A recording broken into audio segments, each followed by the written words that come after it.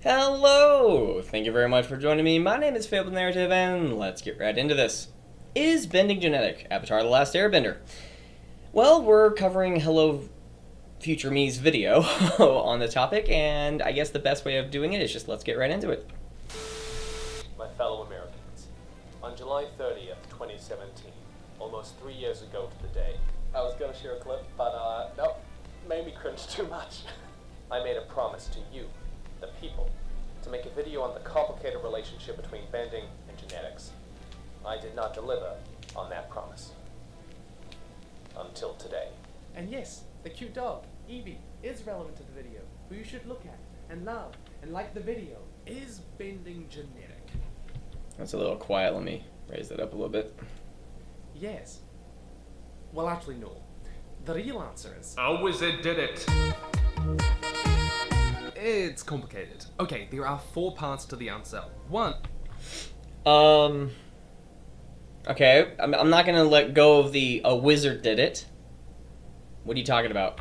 On the one hand, there is clearly a hereditary component to which element you can get, but hereditary does not mean genetic. There's a reason that waterbenders create waterbenders, firebenders create firebenders, and that everyone in world seems to know this.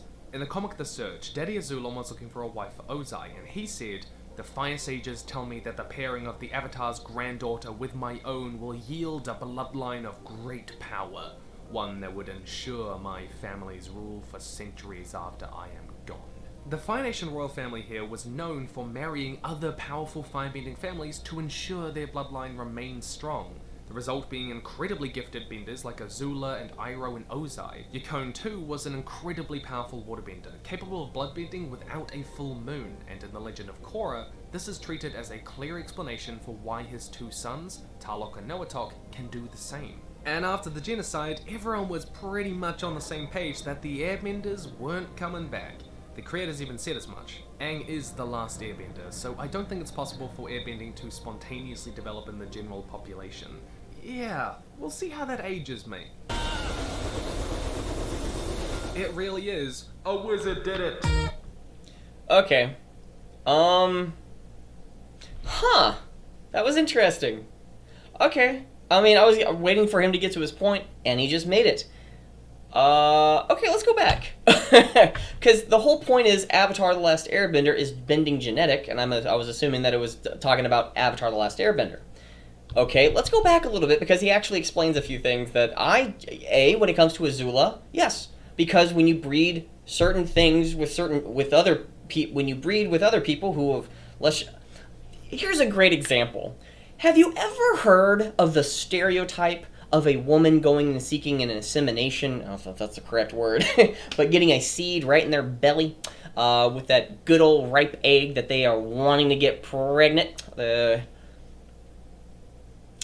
It's not assimilation. That's a different word. Assimilation, probably.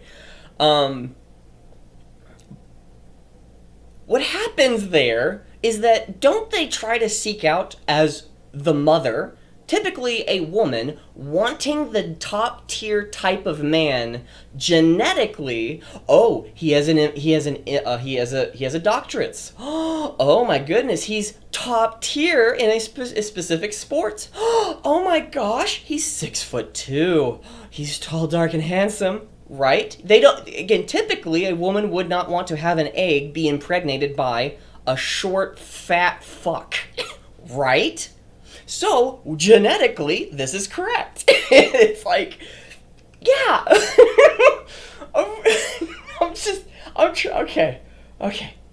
Okay.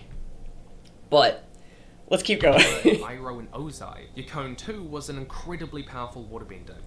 Well, yeah, but the thing is with him, he was able to bloodbend everybody in the room with his eyes. Fuck Korra. Fuck the show Korra. It's not canon.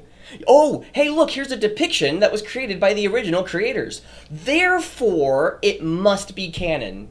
No. You don't just get to something into existence because you think it's cool. You know what would really make this scene amazing? Have him do it to one person. 2 people. But the fact that he could do it to anybody, Really? With his eyes? He literally waterbends everybody to near death in the room with his eyes. Fuck the show. Okay, that's me getting, really? Again, you can have him bend outside of not needing a full moon, but everybody in the room, all 50 to 100 people, with his eyes. I can't get over that. No. You don't just get to J.J. Abrams it and put 1,000 Death Stars, 1,000 destroyers in a shot and say, like, look, the stakes are higher. What? J.J. Abrams it, just increase, just more Jedi, more waterbenders, more power. No. Capable of bloodbending without a full moon, and in the Legend of Korra, this is treated as a clear explanation for why his two sons, Tarlok and Noatok, can do the same. Exactly. One of those things of, I love the story that happens there, because he's being a dickhead of a father, and he's pushing his children too far. One of them leaves, the other one is just stays silent while his stays silent after the fact of what happened. What was it? Whatever his name is, Marcone. He dies sort of an early death in his, not late age, but his young late age, probably like 40s or 50s. He dies off, and then his son is just able to go off and start doing his own thing. But they've definitely been scarred by by their father, who was definitely a criminal. And you get to explain that, oh, he wasn't just a bad father. Literally, he had a childhood that we got to see. Not a childhood, but he got to have a history before we got to see how horrible of a father he was. Fantastic. Good job. That's what I would have wanted to see. And after the genocide, everyone was pretty much on the same page that the airbenders weren't coming back. The creators even said as much. Aang is the last airbender, so I don't think it's possible for airbending to spontaneously develop in the general population. Yeah, we'll see how that ages, mate. Okay, let's pause it right there. Boomy, I think that's his name, because he's named after King Boomy, one of Aang's best childhood friends, who then he also got to meet 100 years later, which is pretty awesome. His son, who was benderless, but once the convergence happened, there was this release of spirit stuff, and poof, they have now airbenders throughout everywhere. There's one argument that he has mentioned already in this entire video that I've made a 14, 15, 16 minute video on, about that just one argument, is that just because the original creators create it doesn't mean that it is canon. Because if you think that, Disney trilogy means that everything is canon. It doesn't. Okay, all three directors, even though two of them are the same person, it was J.J. Abrams for The Force Awakens, Rian Johnson for The Last Jedi, and J.J. Abrams again for the Rise of Skywalker. They had no fucking cooperation. They had their own idea of where they wanted to go, specifically with the number 7 and 8, and then J.J. Abrams was the one to come in and try to fix all of it. I think he did try to fix a lot of it. I applaud him on that, but it doesn't mean that what he did also was amazing. He put... To raise the stakes, he put 1,000 spaceships. He put 1,000 Star Destroyers. He put 1,000, just more. He returned Palpatine, which, that's a big... Because one argument that I've heard that's absolutely correct, because if he is ever destroyed in The Rise of Skywalker, which he is, he can come back again, because... he was already disintegrated twice. Now you've disintegrated him on the particle level. Well, he can come back.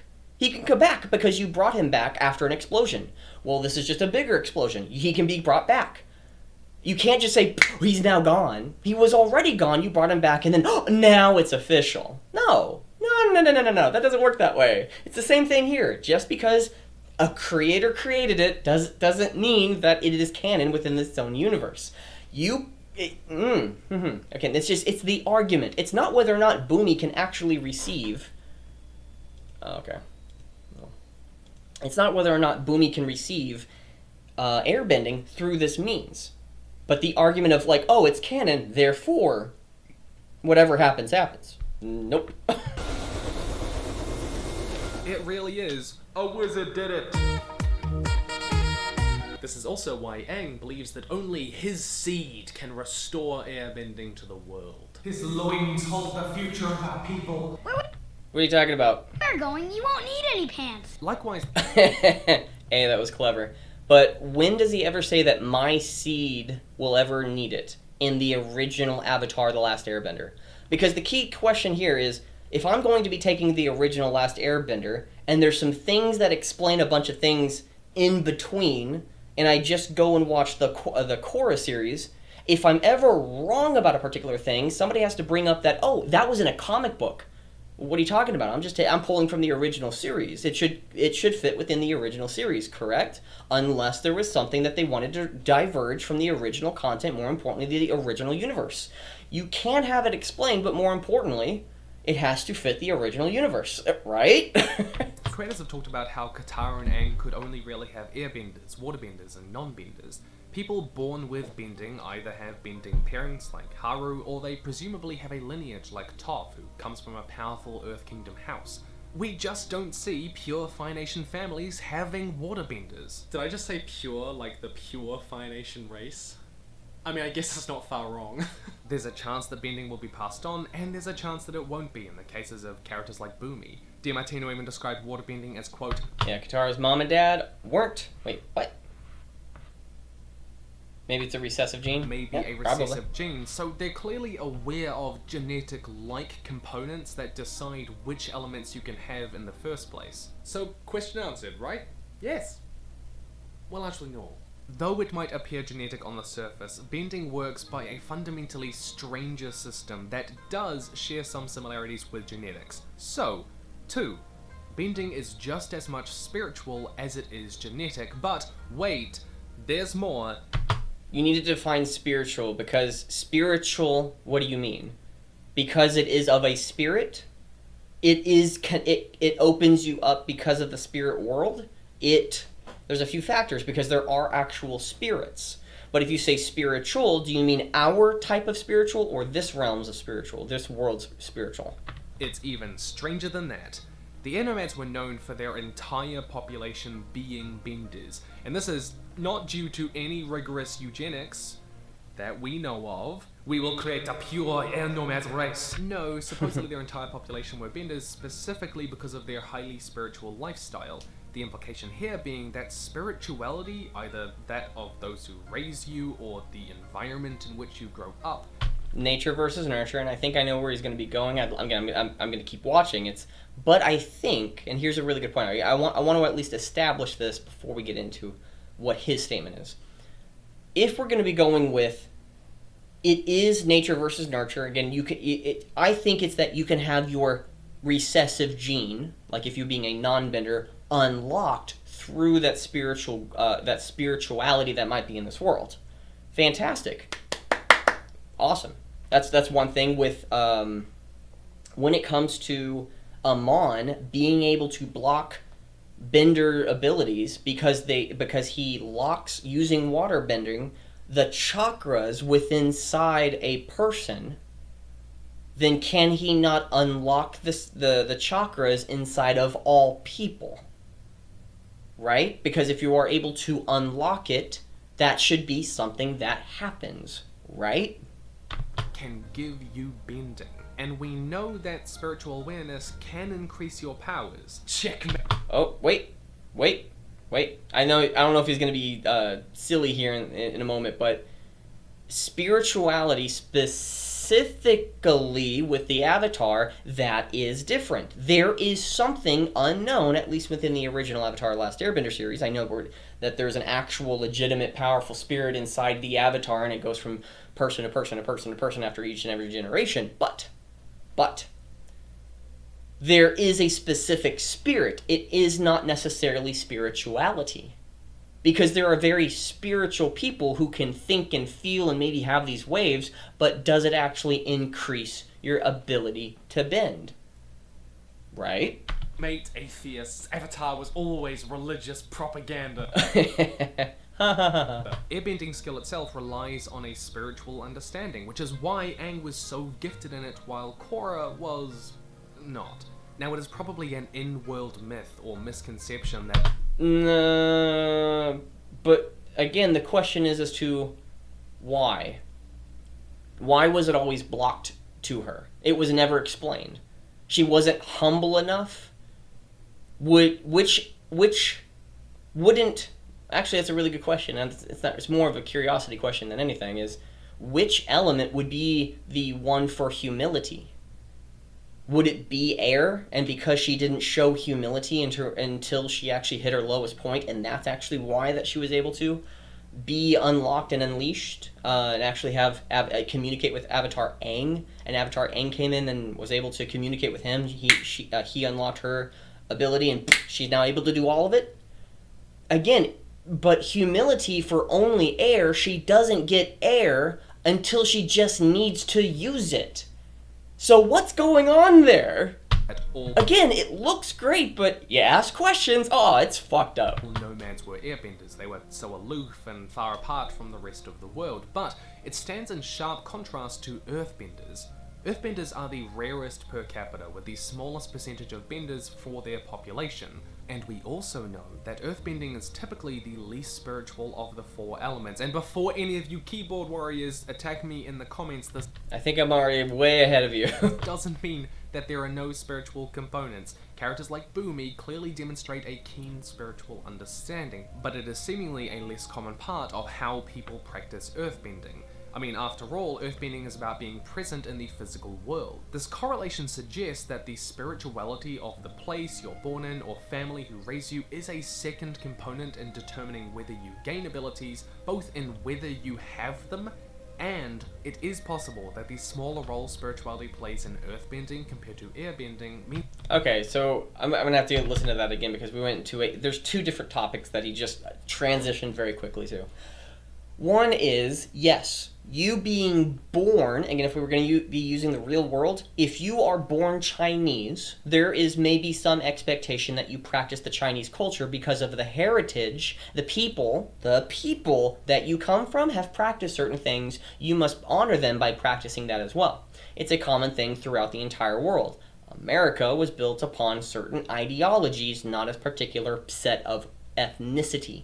You practice good practices. You have the freedom to sin. Doesn't mean that what you do is good. Again, that's the best way to sum all things up. You have the right to sin. Doesn't make that activity good. Shouldn't be promoted. Shouldn't be, hey, good job on doing that bad activity. You have the right to smoke. Go for it. Why do I have to pay for your health care? For an example, that's a good argument to be bringing up. If you're not responsible enough for your own life, why do you have the right to vote? Great example. If I'm going to be responsible to you, and you have the right to just tell me that I have to do something that's like that's at least a good argument, doesn't mean that it is the right way. But there are certainly objective results that come for certain things. That if you were born throughout the entire world, there's the majority of any and all populations that have a homogenous society with a homogenous people, ethnically wise, there is usually a practiced culture that is shared among all people, among that people. So, again, same thing here within this world is that I'm not saying it's either good or bad. I mean, if anything, I'm in absolutely support of the United States because it's based off an ideology, and if there's a standard that we have that has been originated, we haven't practiced that standard among all the people because it's not about your class, it's not about an immutable characteristic. What matters is if you practice the good action, which doesn't mean that you have to... But for this realm, for this world, if you are a waterbender, to be a better waterbender, you must unlock that by doing the practices, the culture of spirituality associated with water. That if you were to practice earthbending, it is contrary, or fire, that is contrary, the opposite of waterbending, which means that your ability to bend water is at an unnatural unfair advantage. So to be a better waterbender, you have to practice the culture of waterbending, the spirituality, thinking and feeling waterbending. Waterbending. Determining whether you gain abilities, both in whether you have them And it is possible that the smaller role spirituality plays in earthbending compared to airbending means that the earth element manifests itself in people less often, that bending itself is a spiritual exercise. What this means practically is that having a more spiritual lifestyle might mean your bending abilities manifest when they otherwise wouldn't. And this is where we get into the weird lore headache that is harmonic convergence, which Yeah. It's a reason. It's not the reason. It's a reason as to why I believe that Korra is actually a official fan fiction. Just the entire not harmonic convergence, but the entire activity. There's so many things that happen within that universe. And again, if they just streamlined it into like one large major enemy that at the very end that she's trying to fight or overcome, it'd be a lot better. You wouldn't have a lot of divergences of where the story and plot of, oh, we're gonna wrap up them on, done. Okay, we're gonna go do the, oh, we're done. Done. I mean, at the end of Season 2 of Legend of Korra, and, fun fact, in the same cinematic universe as Pacific Rim.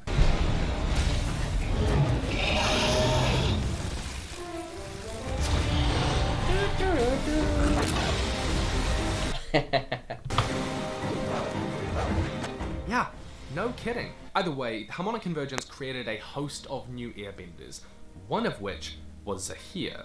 Some people believe that those who gained airbending are the descendants of nomad survivors who fled the genocide and hid in the Earth Kingdom, and that the energy released in harmonic convergence reawakened their airbending genes. Now, I don't really like this theory because it implies spirituality is a qualitative energy that you can measure. Okay, let's actually go back because I think he has a good point, but I have to hear that again. Here.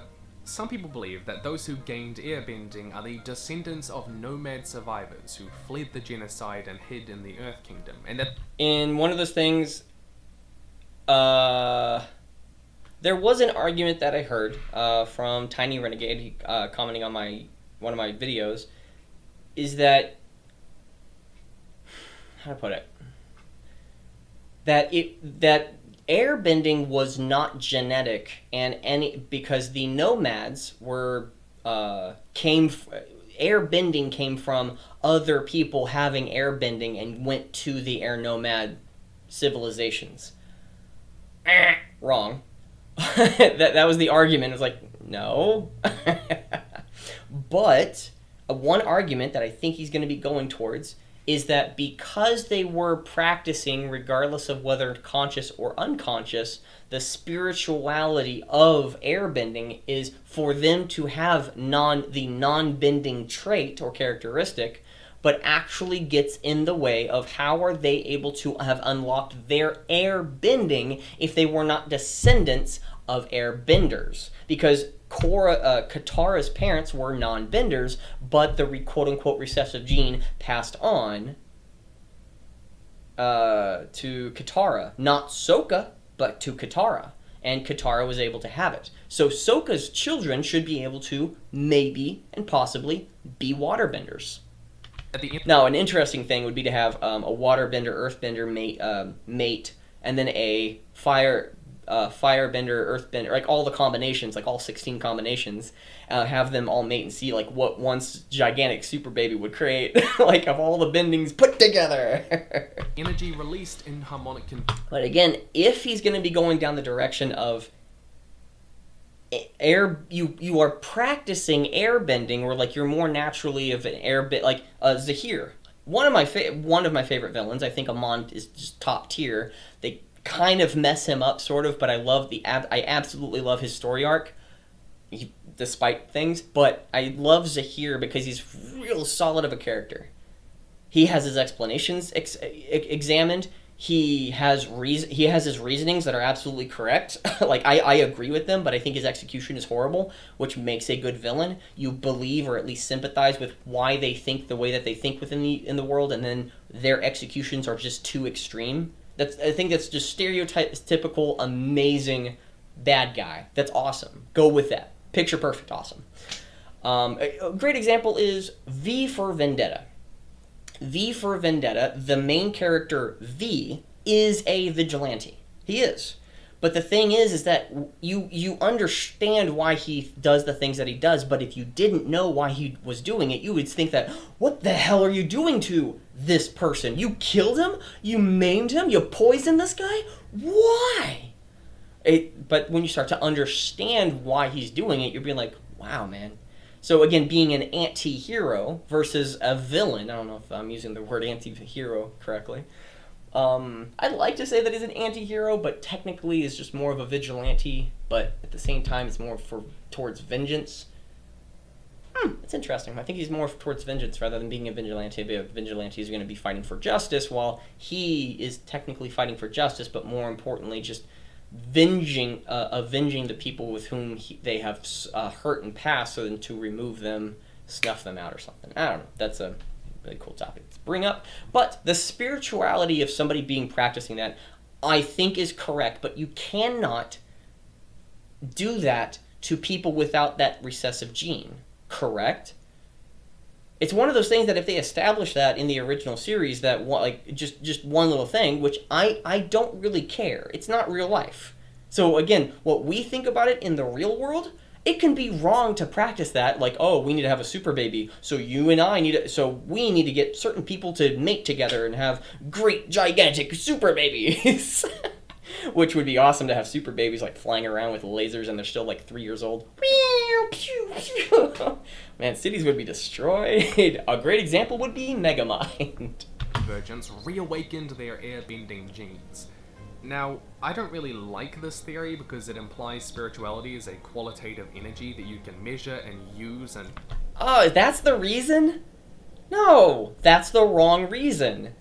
Reawaken their airbending genes, okay? One, if it was to reawaken their airbending genes, if you saying that everybody in the air nomad nations were all airbenders, that must mean that all of them should still have airbending. Or their children may have the recessive genes because they haven't practiced it and then it just awakened it. Well, why? Theory because it... What's the issue that you have with that specific theory? Implies spirituality is a qualitative energy that you... So if you have to measure an immeasurable thing, or what I think is, again, if we were... Let's, for example, measure God. Okay. For a common theme, or a common argument is that if someone is spaceless and timeless, regardless of whatever you say or think about that, the moment that you give this spaceless, timeless, immeasurable thing measurement, therefore it's wrong. It's like I would agree with that aspect if you were if spirituality. Whoa. Are you mean spirituality like literally the force, like literally the force, to measure the force? Let's go with the force. If we were going to measure the force and give it qualitative, to make it quantitative, not qualitative, but quantitative, of how much energy you can actually bend, then this one scene right here would be wrong. Because you wouldn't be able to bend this energy because it's giving a specific amount of bending energy that you can give. More importantly, I think this kind of retcons everything, because if the Avatar can do this, I think shouldn't anybody who's a bender being able to do this? And before they were able to bend the elements, they actually bent their energy, so this is what any and all people can do? This world has really been, I think, fucked over because of Korra. You can measure and...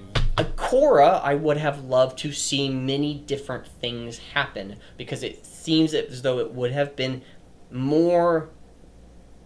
have continuity. For example, having Korra... instead of having new Appas all around, instead of, not Naga, but other Appas and other Sky Bisons, have them all be wiped out. They were wiped out, poof, gone. Avatar Aang's Air Bison, poof, gone. Love the character, love the Bison, but no longer does their quote-unquote species exist. But how does she learn airbending if the last airbending master is gone, the original airbender? Well, having Tenzin bring her, Korra, to a valley in between two mountains where it's incredibly windy. And it's constantly gusting wind through this one specific spot 24 hours a day. And what her one task is, that maybe she's at her lowest point, and Tenzin takes her after maybe experiencing the whole Amon event, and her bending was taken away because of the chakra. Let's just stick with that story, because there's a lot more if we don't want to have that. But let's just go with that story. Because of her bending all be taken away, it's like, well, the only thing that we can do is actually just get you to be more spiritual, get you to be more open. It's like, well, I don't know what to do with this either. Let's just go to a place that I love, and my father, Aang, loved to go towards. And then they go towards the cabin in the quote-unquote proverbial woods. They go into a little valley, and in this valley, she does bending for like 24 hours or something, or all throughout the night. And she's practicing with Tenzin, and Tenzin's tired, goes to bed, comes back out, and sees that Korra is still practicing with her eyes shut, and she's going through the motions, and then you get to see a body like Tenzin come up and start doing it with her, and it's one of those things where she doesn't open her eyes, but says, thank you for being here. It shows, the camera goes out, and it shows Aang, Avatar Aang. She has that spiritual connection because she's now going with the flow with this air spirit, with the spirit of air. So she's practicing those motions, going with the air, going with the flow, much like waterbending. And she starts to have this, and because she's able to connect with Avatar Aang, then it starts to open up the other ones as well. Or if she's able to open up the airbending, then she starts and goes towards other places, like in a waterfall, and then practices earth bending at the base, and then water bending at the very top, or while the water is flowing, she has to practice that, going with the flow, etc., etc. And then she starts to open up all of her chakras up, because of already being connected as being the avatar with that one specific spirit of high intensity, high power. Again, there's so much you could do with this character. What they do with her, I disagree with. Use and not the result of personal growth, like a laser or something. Just because it happened doesn't mean that it's good. Just because it happened doesn't mean it's canon. Canon. It's a canon! Oh, that's funny, but I want to hear that argument again. Implies spirituality is a qualitative energy that you can measure and use, and not the result of personal growth, like a laser. Wait, what? Wait, okay, if something was to be awake, so the fact that you don't like something because it doesn't have this element of personal growth, that it wasn't your practice to making it happen, therefore it's bad. So you disagree that any and all genetics that comes from bending. Oh my gosh, I think we have the crux of your argument already. Is that if you don't like the fact that there is a qualitative or factors or qualitative features towards spirituality, let's read this again. Just want to make certain. Use and not the result of personal growth, like a laser or something. But in the case of Zahir, I kind of like the idea that harmonic and convergence were like, hey, have you heard about Zahir? Okay, no. That argument you kind of like just brushed over. You don't like the fact that spiritual. Oh my gosh. The energy released in harmonic convergence reawakened their air-bending genes. Now. Okay, so the fact that the genes itself has a factor, you don't like that. You want it to be more personal growth. I agree with you, but I think I can see where your sway in the argument is going. I agree with you on that. I agree that I think it should be towards more personal growth, but in this world there is an aspect of genes. So the fact that you don't like that genes are being awakened means that it's a bad thing? I don't really like this theory because it implies spirituality is a qualitative energy that you can measure and use, and not the result of personal growth, like a laser or something. So the laser itself is a bad thing. Like, I'd agree with you on that. it's in some regard. But in the case of Zahir, I kind of like the idea that harmonic and convergence were like, hey, have you heard about Zahir? Oh, I think the hair looks great on you. I mean, nice layers. No. I mean the guy over there. Pretty spiritual, quotes Guru Lahima. Yeah. Oh, I love Guru Lahim. Me too. Oh, what a classic. Oh, he'd make a great airbender. I mean, there's no chance that he would threaten the lives of all of the new airbenders and possibly nearly cause a second genocide, is there? No, what is the chances of that happening? No, let's make him in. There is some evidence to suggest that there is a personality component. That, for example, if you could either be a waterbender or an earthbender, then the one you express is the one closer to your personality. I just want to make certain that we don't... Okay, wait, Okay, I'll hold my thoughts until we get to the actual argument. Because if this is the case... Okay. For example, Marco is a lot more... Oh, but wouldn't that be more of a stereotype of, like, oh my gosh, you're acting so like an airbender personality of, like... The personality of somebody being aloof versus their practice and how they act. You can have the mentality of a child and the practice adult activities. You can have the mentality of an adult but practice childish things. Does that make you an adult or does it make you a child? It's one of those things. It's one of those things of, like, where's the hard line? There's not necessarily a hard line. You might still be physically a child and practicing childlike things, but you might be intellectually an adult, more of at least wise or at least taking things into consideration and being responsible for your actions, versus somebody who is mentally a child and incapable of taking care of themselves or others, and but they go out and do adult-like things, but practice maybe responsibility, but they're not able to understand the concept of responsibility. Are you an adult or a child? Again, it's one of those things of where you can make an argument for either like both of them are children or both of them are adults. You can make that argument. They might physically be a child, but one might be but one of them might be physically an adult. One can act like an adult, but if they act like an adult but more of a think like an adult, what makes you an adult? Is it the awareness of responsibility? Which again is the crux of responsibility. Let's just sum up adulthood. Because I could do it with air bending, water bending, fire bending, and earth bending, or even spirit bending, or lava bending, combustion bending, etc. Or lightning bending, metal bending, whatever. We can go with any of those. Let's just go with, or ice bending. We could with all those. Let's just go with the one that a very simple factor of being an adult. And being an adult is the level of responsibility. How much responsibility do you need to have to be considered an adult when it comes to being an adult? At the age of 18, you are legally responsible for yourself. Yes, and then there's certain responsibilities you have to take care of and are thrust upon you. You have to pay taxes. You are legally required to. How much? Well, that depends legally, but you are responsible for your actions. But where is that hard line? I would say the hard line is being responsible for yourself, okay? And whatever responsibilities and duties that you are legally required to do. Let's just go with that argument. There's other arguments that we could go with, but that one. If someone is able to... If somebody is able to be responsible, or is to comprehend the responsibility level of life at the age of 12, everything that they... Or let's just go easily with age of 15. They're able to understand and comprehend all the levels of responsibility that the majority of people are not aware of but practice.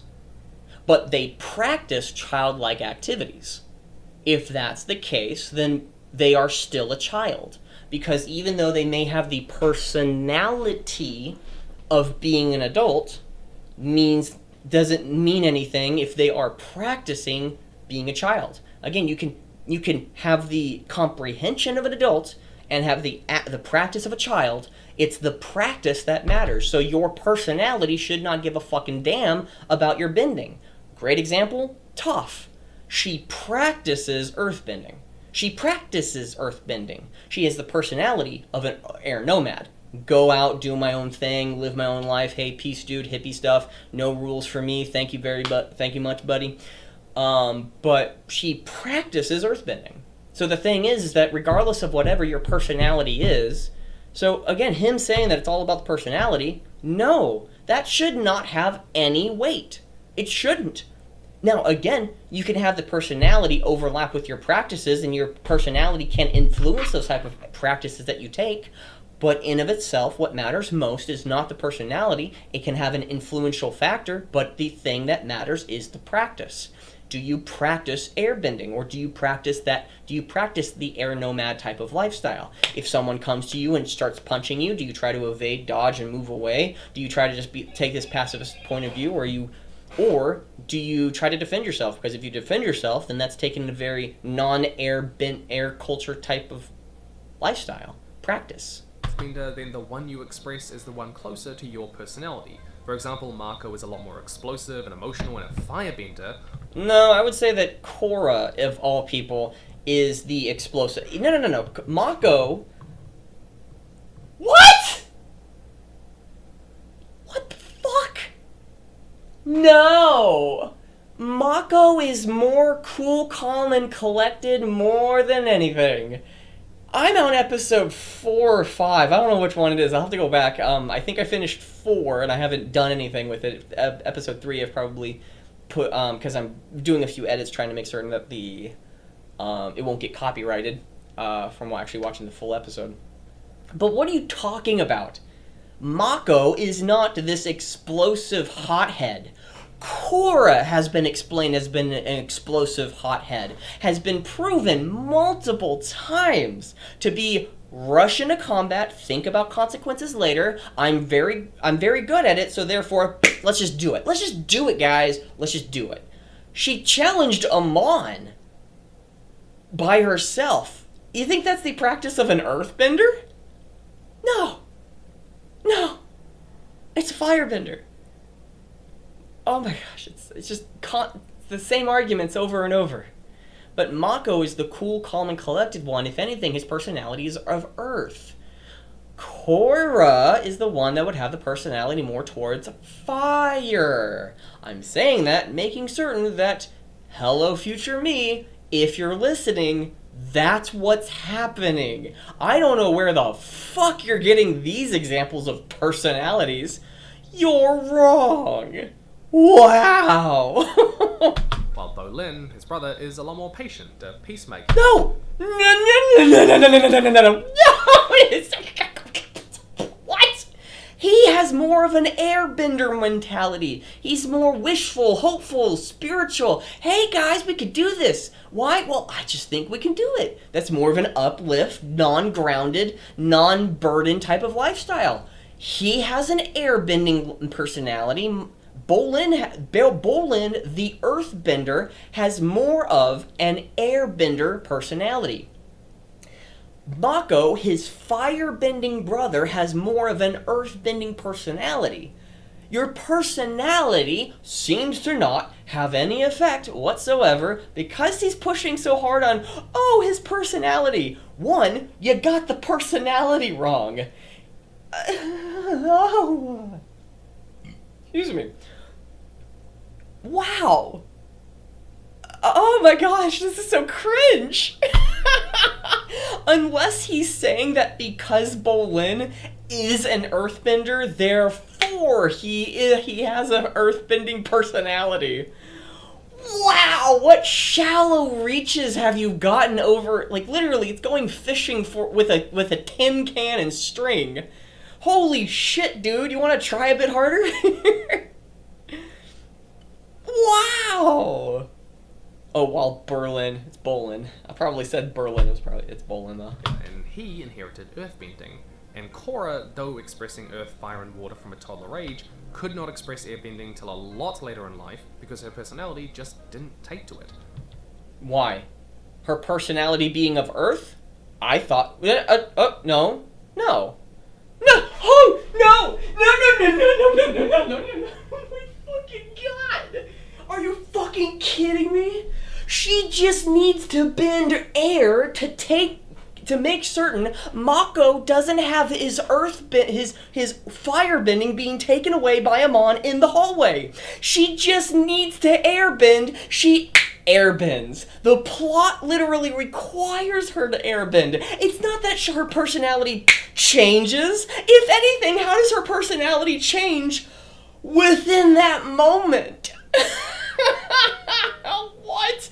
What type of gymnastics do you have to do to make certain that you can hit the high volt with the fucking loop 50 feet in the air? You're going for the gold, guy, but you got a fucking dud. Wow. No, sir, you're wrong. Holy fuck. There's people out there that believe this? Holy shit. Oh my gosh. Oh my gosh. But I actually think it's totally the opposite, that learning your element reinforces certain character traits, like patience with earthbenders. Yes, you're right. But this is pretty loose evidence. No. Holy fuck, this is your entire argument, and yet you're just reverting on it because it sounds not right? You stated that personality was a major crucial part of your bending. Okay, no, I might be wrong. I might have to watch this entire. I'm gonna go all the way back to personality and make certain that I'm not over exaggerating here. But if I understand correctly, you were saying that personality played an important part in bending, and you stated that practicing a certain thing might reinforce a certain personality, and it does, bud. It does. It does. Oh my gosh. Because even if Toph was a perfect example who has contrary airbender, air nomad type of personality, and just saying live and let live, and I want to live my own, I don't want to have any rules thrust upon me, but is also the most powerful earthbender and uses that one chi or whatever that of patience, listening and waiting, and then striking that King Boomy said Aang had to go and find as a teacher. Well, Aang found that teacher, and a great example is when there's a lot of, while the Aang gang with Toph, I think in the second season, is invading the king of Ba Sing Se's castle, or, whatever it's called, throne place, and what happens is that she's at the bottom of the stairs, and there's like just constant earth-bending rocks and boulders being like thrown off over her and past her, and there's air being with her hair. And she's listening, and then you get to hear this rumble of while they're still like let's just say proverbial bullets are an example, just going and she's going, and then she does her bending, and with all that power, she listened and waited. And that is the personality that has been enforcing her, regardless of whether or not she's like a live and let live type of personality. Regardless of, oh, no rules against me, she listened, waited, and then executed with incredible force without movement, without being moved herself. It's rather fascinating. So, again, I need to go back to the personality aspect of you starting to say, like, well, there's a personality component for that, for example. And if you're... I just need to listen to it again. Because if you're... example, if you could either be a waterbender or an earthbender, then the one you express is the one closer to your personality. For example, Marco is a lot more explosive and emotional and... No. Fuck. Okay, I'm going to go this over quickly. No. He is a very patient, very mellow, very silent type of person. He would have more of an either... He's more timid. I know he's not quote-unquote timid, but he is more of a reserved person compared to Korra, who is a hothead. He, just because your comparison, they could both be hotheads. But no, he is more of an earthbender. If I had to pick any of the four, and I said it's more of an earth personality because he's more cool, calm, and collected, he's more of a burden of responsibility, and thinking all the way through, he's always about that, well, let's plan. That doesn't seem like an explosive and an emotional type of person. Firebender, while Bolin, his brother, is a lot more patient, Nope, fuck that. Nope, he's definitely an airbender because he's more not wishy-washy. He's more of a, hey, hopeful, wishful, head in the clouds, wanting to do another thing. It's like, oh my gosh, I think this is going to happen. What about this? And he's not emotionally detached, but he does move on from one thing to the next rather easily. I would say that he's, if anything, of a waterbender. But I would say airbender. Airbender, if anything. Airbender is what I would actually classify Bolin as an earthbender. His personality is air. Peacemaker, and he inherited earthbending. And Korra, though expressing earth, fire, and water from a toddler age, could not express airbending till a lot... Wait, what's her personality? And again, her bending in this exact moment, her bending was taken away from her not literally about 2-3 minutes ago. Mako was about to have his bending being taken away by Amon in the hallway, and right here, she just, I need to do something, yeah, and then bends. Your argument is shit, dude. You're wrong. It's not that your argument, I don't even know if this is your argument. Your analysis of the situation, your ability to perceive the real is faulty. At least in these situations. Again, there's other things that I agreed with you on, but these are very critical points. If you can't understand that her personality shift, what, in 2 to 3 minutes? Is it that she had to lose something and that detachment so she accepted that she was detached because of the one thing that she identified as was a bender, and then she accepted it? That's what an airbender would do, but you're saying that she now has an airbending type of personality for her to bend air? What type of shit thinking is this, dude? Later in life, because her personality just didn't take to it. But I actually think it's totally the opposite, that learning your element reinforces certain character traits. So I just want to make certain that what the opposite is not the personality, but actually practicing the thing is actually what increases your personality. Good! Good. I'm glad I watched this entire thing over, and it wasn't disappointing of how you, oh my gosh, just the analysis on just, hey, Bolin's an earthbender. He has an earthbending personality. Mako's a firebender. He has a firebending personality. Wow. Way to read into the thing, dude. It's like, hey, 2 thumbs way up, right up pooch poot. Like patience with earthbenders. But this is pretty loose evidence. No, it's very strong evidence. Because, again, because, regardless of whether or not it's loose evidence, and even if it's not loose evidence, let's just go with the very simple fact of somebody practicing a particular thing, what are they likely to be practicing after? If you develop a habit over 21 days, if not 90 days, of literally sitting down in front of a computer and then recording something, how much more easily is it able for you to sit in front of a computer and then speak something, whatever the thoughts are inside of your head? For the last 60 seconds of Russ, 30 seconds of whatever is me speaking, I've had to practice that over years, regardless of whether or not people are actually interested in whatever I have to say. But the fact of the matter is that the more times that I've been able to record myself, I've been able to speak more readily. I've been able to articulate the positions in my head much better. What the fuck are you talking about? Practicing something does incredible wonders when it comes for you to actually practice that element. So just because, I have the personality of an airbender, I have earthbending? How the fuck could that happen? Maybe, more importantly, I'd probably be more of a firebender, if anything, because maybe in my day-to-day life, I might be a very passive person, maybe like air. But when it comes to me executing any particular action, I might be of an intensity of fire. Does that mean, which one is it?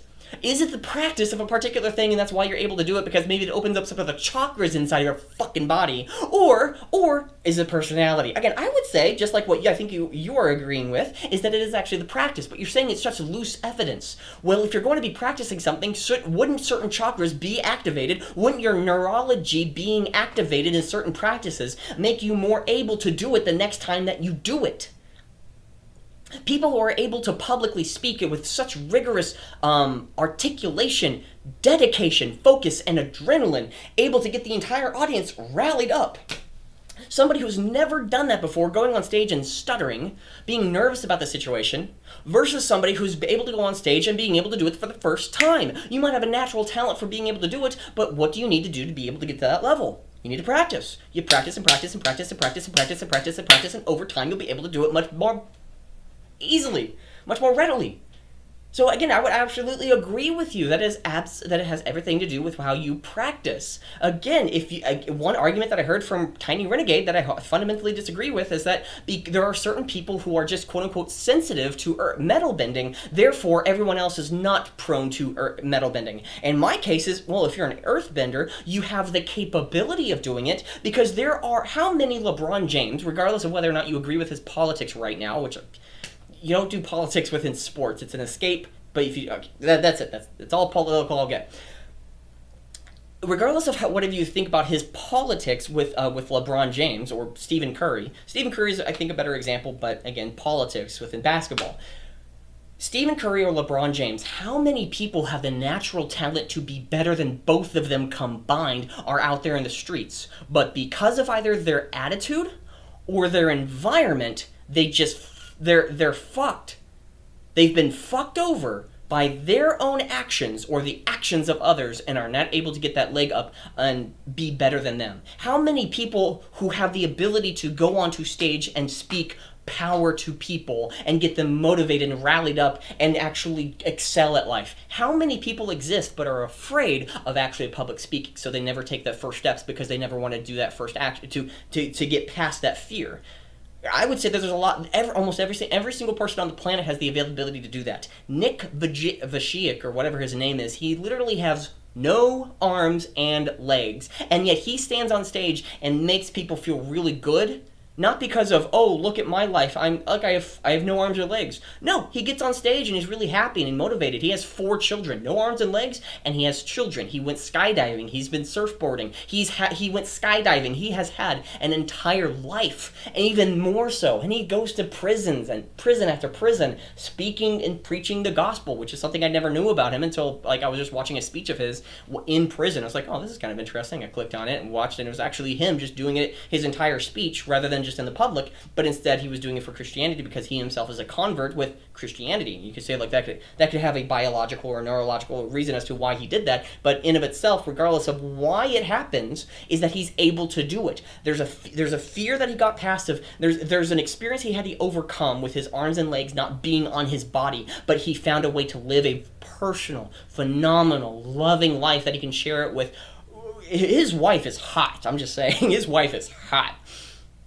And it makes me, it's like, oh, I'm kind of a little self-conscientious about that. It's like, oh my gosh, what about my life? I have both my arms and legs. Why the fuck do I? Oh, it's probably because of me. Oh, I never knew that. Maybe it was because of me, because of my own actions, maybe because of my own fear. That if I might have a genetic process of being able to do something, but what is my ability? But I think everybody has that talent. Everybody has an ability to do something, but whether or not you want to actually execute on it, because it's your day-to-day positions of being able to execute those actions. Dude, I agree with you. I agree with you that when it comes to bending in Avatar, it's more along the practice that you take. And those practices actually open up maybe certain chakras. But at the same time, in this universe, it doesn't seem to be that way. If anything, a non-bender, again, opening the convergence, the North and South Pole, spiritual convergence of having, if that's what it's called, with the spirits being unleashed and there's certain airbending is there's a lot of airbenders that are now able or something. Let's think of it this way. If somebody has a recessive gene and that gene is quote unquote turned off, then the availability of another gene being open because of the spiritual convergence, I think fucks over the entire universe, but it is something that I would actually understand, that I would agree with if that was what it was. I don't think that's what it is within the universe. Tenzin, for example, he struggles with spirituality and is really uptight, yet inherited airbending, which is known for being relaxed, flexible, and spiritual. If it is a component, then it only sometimes plays a role. But all of this lore headache that we have conjured for ourselves is complicated by the beginnings episodes in Season 2 of Legend of Korra. I would agree with you. I did a critique of them in this video linked up in the corner. Now, I can't say anything about it because I haven't actually watched those videos, so I don't know. I'd say good show because at least getting your thoughts out there is probably one of the most important points. It's not that I think that I want to make a very declarative statement. Hello Future Me is not a fucking idiot. I think his argument a few moments ago with me just going on that incredible rant, I'd say it's incredible. I'm more impressed with myself than anything because it's like, oh, I didn't know I've actually had that in me. I had a lot of things in me, and then I went to the bathroom, and it's not in me anymore. Hi-yo! That's a dirty joke. Exactly. It's called a poop joke. No, but I just disagreed with his argument. Hello Future Me is not an idiot. I think he's incredibly intelligent. I think he has incredible insights on certain things. I just think that argument was wrong. So if I was saying anything, whatever was coming out of my mouth, probably without my comprehension, I want to make a declarative statement. No, I don't think Hello Future Me is stupid. And me saying any pejorative, if that's the correct word, it's not against you specifically, Hello Future Me. It's specifically against the idea. I just don't understand how you can come to that conclusion. Go watch it if you want to hear my full thoughts. But whether you like it or not, this argument. Whether you like it or not, and this is one of the arguments that I made another video on, is... let's listen to it first, and then I'll have my many words about it. They're canon, okay? You can't just say... There we go. Whether you like it or not, they're canon. Okay? You can't just say... Hey, Legend of Korra is not canon for me. They're canon, okay? You can't just say, hey, Legend of Korra, is not for me. The canon is not for me. You don't get a choice in that. It's what, and this is the exact same point, the exact same spot that I stopped on, because the one argument that you came to is that because it's canon, therefore, what does that mean? Okay, if somebody created something at the age of 15 or 20 or 40, let's just go with the prime ripe age of 40. Okay, somebody probably has had a lot of thoughts, developed them, and then at the age of 40 execute it, and wow, what a wonderful story that they created. So at the age of 40, they come out with something amazing. Well, they're now at the age of 85, and they're kind of a little bit dense, if not forgetful about certain things about reality. They don't remember what their story was. They have a lot of reimaginations about what things are in the real world versus the story that they created, and they create something that is incredibly contradictive to their 40-year-old self creating a story at that time. So your argument is, if I understand correctly, correct me if I'm wrong, is that because somebody created it, because they're the same creators, therefore it's canon, versus something that has a shared universe, something that continues on with the continuity of the story, even though it might modify something that we did not know or was not declaratively stated, versus something that it just incredibly wipes over or contradicts certain aspects of the original. If something contradicts the aspects of the first and original content that you created, can I not say, well, it's not canon because the universes aren't the same? Well, it's canon. That's not an argument, dude. That's the wrong argument. You can say, because it shares continuity, fantastic. Because, again, one universe with Batman killing people versus somebody coming out with the next movie in the series saying, wow, Batman doesn't kill. Actually, there is no Batman. He never existed. What? What are you talking about? No, in the first series, Batman was killing people. Well, in this series, there is no Batman. Why? Well, he just doesn't exist anymore. Whoa, what? Or if we want to... Oh, there's an ant. Oh, give me a second. Oh, where'd he go? Oh, my gosh. Okay, there was an ant. And the weird part is that it was actually crawling on my screen. So usually I get bugs in this apartment. It's one of those apartments that I'm glad I have. I'm grateful to have this apartment. And it's one of those where I had to actually take care of my own extermination of the bugs that were coming here, because I have had more cockroaches than I'd like to admit. One thing that happened I had bugs and I was like, okay, here's a bug, I squished it, I moved on. Oh, there's another bug, I squished it, I moved on. But there's one moment where I was in my bedroom and I had my computer there at the time, and then I moved it because I wanted to have no electronics in that room while I was in there. But then I said, long story short, that's irrelevant. I was in my room, my bedroom, and I had my feet on my desk and I was watching something on YouTube, I think, probably, I don't remember. And I had my hands back and I was just relaxing, chilling out. It was a long day. The air came on, the vents, something flew out of the vents and it popped onto my desk, and the vent was right in front of me. It was like 10 feet. I'd say 10 feet. The wall was 10 feet and the thing was probably about 8 feet high. And then when the air came on, the thing that came out of the vent and popped onto my desk was a cockroach. It flew. It was disturbed. It was flapping its wings or whatever, and it hit my table. On that day, I decided no more, and I tried to do every single thing in my power to remove any and all bugs from my apartment. And it's not just the apartment. It literally, throughout the walls, there's bugs everywhere. It's such an old place. It's such a... again, for the money that I'm paying, it's a great place, but it's not one place I would ever recommend anybody to go to. It's one of those things that you first start out, and then you move to the next place. That's how I can best explain it. So I'm grateful to have what I have, and I am working towards it, but it might be like a year or two, maybe before I can even start thinking about where I want to move after that, but definitely am working towards that. Anyways, let's get back to the show, this thing. Is bending genetic? Avatar: The Last Airbender. Hey, Legend. Oh, this argument. It's like, where was I? What was the argument that I was on? Legend of Korra, it's not canon for me. It is. You don't get. You don't get a choice in on that. And he was laughing about that. It's like, okay, regardless of it being canon, there's certain things that are not shared within the exact same universe as Avatar: The Last Airbender. Oh, it modifies a few things. Then it's its own universe? No, it's the same universe. Well, it can't be the same universe if it modified it, right? It's like, well, chill out and accept it as canon. It's like, why? Because?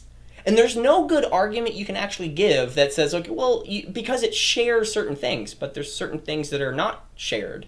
There's certain things that are actually run into contradiction of the original series, that just because it has the same names, creators' names. Here's an example. The Hobbit trilogy versus Lord of the Rings. Lord of the Rings is a phenomenal trilogy. There's some aspects of the Lord of the Rings I would love to change if I could. Here's a great example. I know there's probably a lot of Lord of the Rings fans out there who are probably like, no, never do that. I would agree with you on some content that it's like, oh, no, change Kung Fu Panda, no! I'd say the same thing.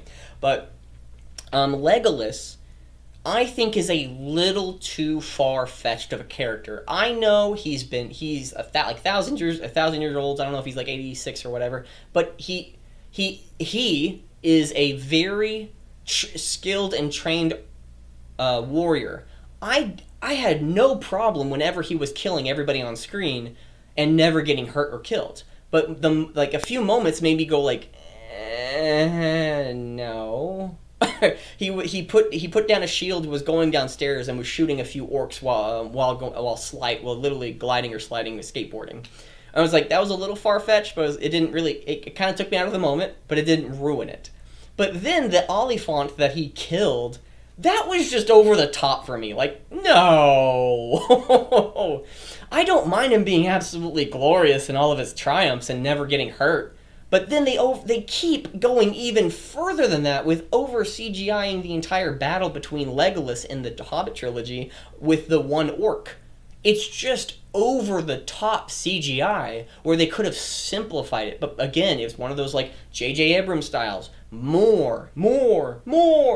Rather than simplifying it and focusing more on the individual reasons as to why they're battling, rather than just, oh, look, there's a battle and it's amazing. It's one of those arguments between the Star Wars original versus the Star Wars prequel. When I was younger, it's like, oh my gosh, lightsaber battles, yeah! But now I've grown up, and it's like, actually what might have made Star Wars prequels a lot better is if they removed maybe a lot of the Star Wars Jedi battles, or at least more focused on the individual battling of one Jedi versus another, and they did that perfectly in the Revenge of the Sith. I'd say it was one of the most perfect Jedi battles, and and it shows because they've been actually practicing as actors over and over and over the rhythms and movements of those. The second thing that I would change if I could in Lord of the Rings would be, what is it? I don't remember her name, but she's related to the second film's king. Of Gondor, I think. And she's the one that slays the Banshee guy. It's like no man can slay me. It's like I am no man. And just like stabs him in the face. That entire thing felt forced, but they could have made it more natural. Have the exact same person kill the exact same person. Say the exact same line, but change one aspect. Have him easily forcing his power over her while being stabbed by another guy, and then he bitch slaps the guy that comes over and tries to stab him, and it's like, no, I can't be killed by no man, or whatever it is that he says, and then while struggling, maybe he goes for the kill with his other hand or something, and while she gets away and her helmet's knocked off, when she comes for the kill and like slashes him and then kills him, whatever, however you want to do it, either after the battle says like I am no man and then walks away, or I am no man while struggling with the swords being forced on another with sort of an even match. If you have it like that, it'd feel more natural as to why there would be such a long pause for her to be allowing to say it. I'd be like, hey, yeah, yes, amazing, hi, throw my money at it. Yes, I want to see more of that. That was awesome. But it's one of those like, he stopped and looked at her so she could say her things. It's like, why? You're the bad guy. Stab her. Or try to. I want her to live, but come on, at least do something. If you want to go like one more example. Again, there's always like the camera issue, and I don't fault anybody for that, but it's while in production. But after Aragorn is fighting like 4 of the horse riders in that one little ruin area after the Hobbit, whatever his name is, Frodo, him getting stabbed with the Banshee blade, or a transmortal blade or whatever, and it turns into dust afterwards. He throws one of those torches at one of the Banshees, and he goes on fire, and he's spinning around in circles, and then they go off screen. But the camera overhead, you can see that they're actually actors. You can see, like, in their body language, they're like I'm supposed to be fearful, but then they're looking both ways, and they're trying to like get off screen and stuff. It's one moment. It's one of those moments that it feels sort of like it's a movie rather than an experience. So that's probably a really good way of putting it. But long story short, and I went on an incredible tangent, is that this thing that he just said, no. Why is it canon? Actually, I want you to explain why it is canon rather than just saying it's canon. I don't care what the original creators say. Does it make sense? That's the only thing that matters. Because the character can say, like, no, it's not canon. But if it's an alternative universe, that actually makes more sense than the Korra universe, and it actually makes more sense within the Avatar: The Last Airbender, shouldn't that have actually been the story rather than Avatar Korra? But if they say that, it's not canon, actually, I consider it to be more canon than this one, right? Because it's not based off somebody stating something, it's not based off authority, but rather than, does it make sense? And we know that the Lion Turtles were the original ones to bestow bending and take it away from humans. No. Oh my god, okay. Well, keep going. When they returned from the wilds. The answer is simple. 1, that's only if it is canon. Just because it happens doesn't mean that it's good. Okay? Because one statement that has been said is that before the elements, we bent the energies, not the elements, but the energies within inside of ourselves. And if anything, he activated it. Yes. There was no sense that he could actually take it away, but instead give it. How could somebody take away bending? Oh, no, here's a really good question. No, I might be wrong here. Let me think it through. I might be wrong. I might be incredibly wrong, but I have to think it through. And I might have to let this sit for a second. If someone's able to give a power, because if the lion turtle was able to open up a chakra or something, or give the power, if anything... Okay, now there's a big question here, because there's, again, the last battle, it looks really weird for the red versus blue, light versus darkness sort of thing, of him taking away the bending abilities, but that never happens within... Aang taking away the bending from the boss lord drug kingpin guy, Makora, just Mako Korra, Makora, whatever that boss guy is. That there's no light show. Why was there a light show? Can you say that it was because of Sozin's comment, and that's why, because it was just 2 extreme bendings happening at the exact same time because of this one once in a literal 100 years happening? You could probably explain it that way. I mean, that would probably be a really good explanation. If anything, this Sozin's comet coming back nearly 100 years later, is it going to be coming back in another 100 years? Is there a battle that you have to make certain that the firebenders are not going to be doing many things during Sozin's Comet so they don't go off and outlash over other people. And it's like, maybe you can have oh my gosh, firebenders, they're evil, or I'm afraid of a firebender, mommy, because they look scary. And you can have that type of kind of cultural practice. That probably could actually happen within the universe. But again, if a lion turtle is able to take away bending, the aspect of one aspect is that we don't really know, and I'm going to say this, let's take Avatar Korra out for just a moment. Let's go back to the original fight in the last season and the last episode of The Last Airbender. The last. The lion turtle, I think it was in this episode before, or at least it was the episode, like 5 episodes or 4 episodes, and it was a long fight sequence. It was awesome, over multiple episodes. But the lion turtle gave him great wisdom after he was asking, actually, it would actually bring up history about, didn't the lion turtle know that Avatar was on his body? Because there was this chanting that was happening that Aang woke up and started swimming towards the lion turtle. The lion turtle went away, and the lion turtle literally swam towards the one place Aang needed to be. So it's, if anything, the lion turtle, I think, sort of had that mystery unfurled, and it's not a good surprise.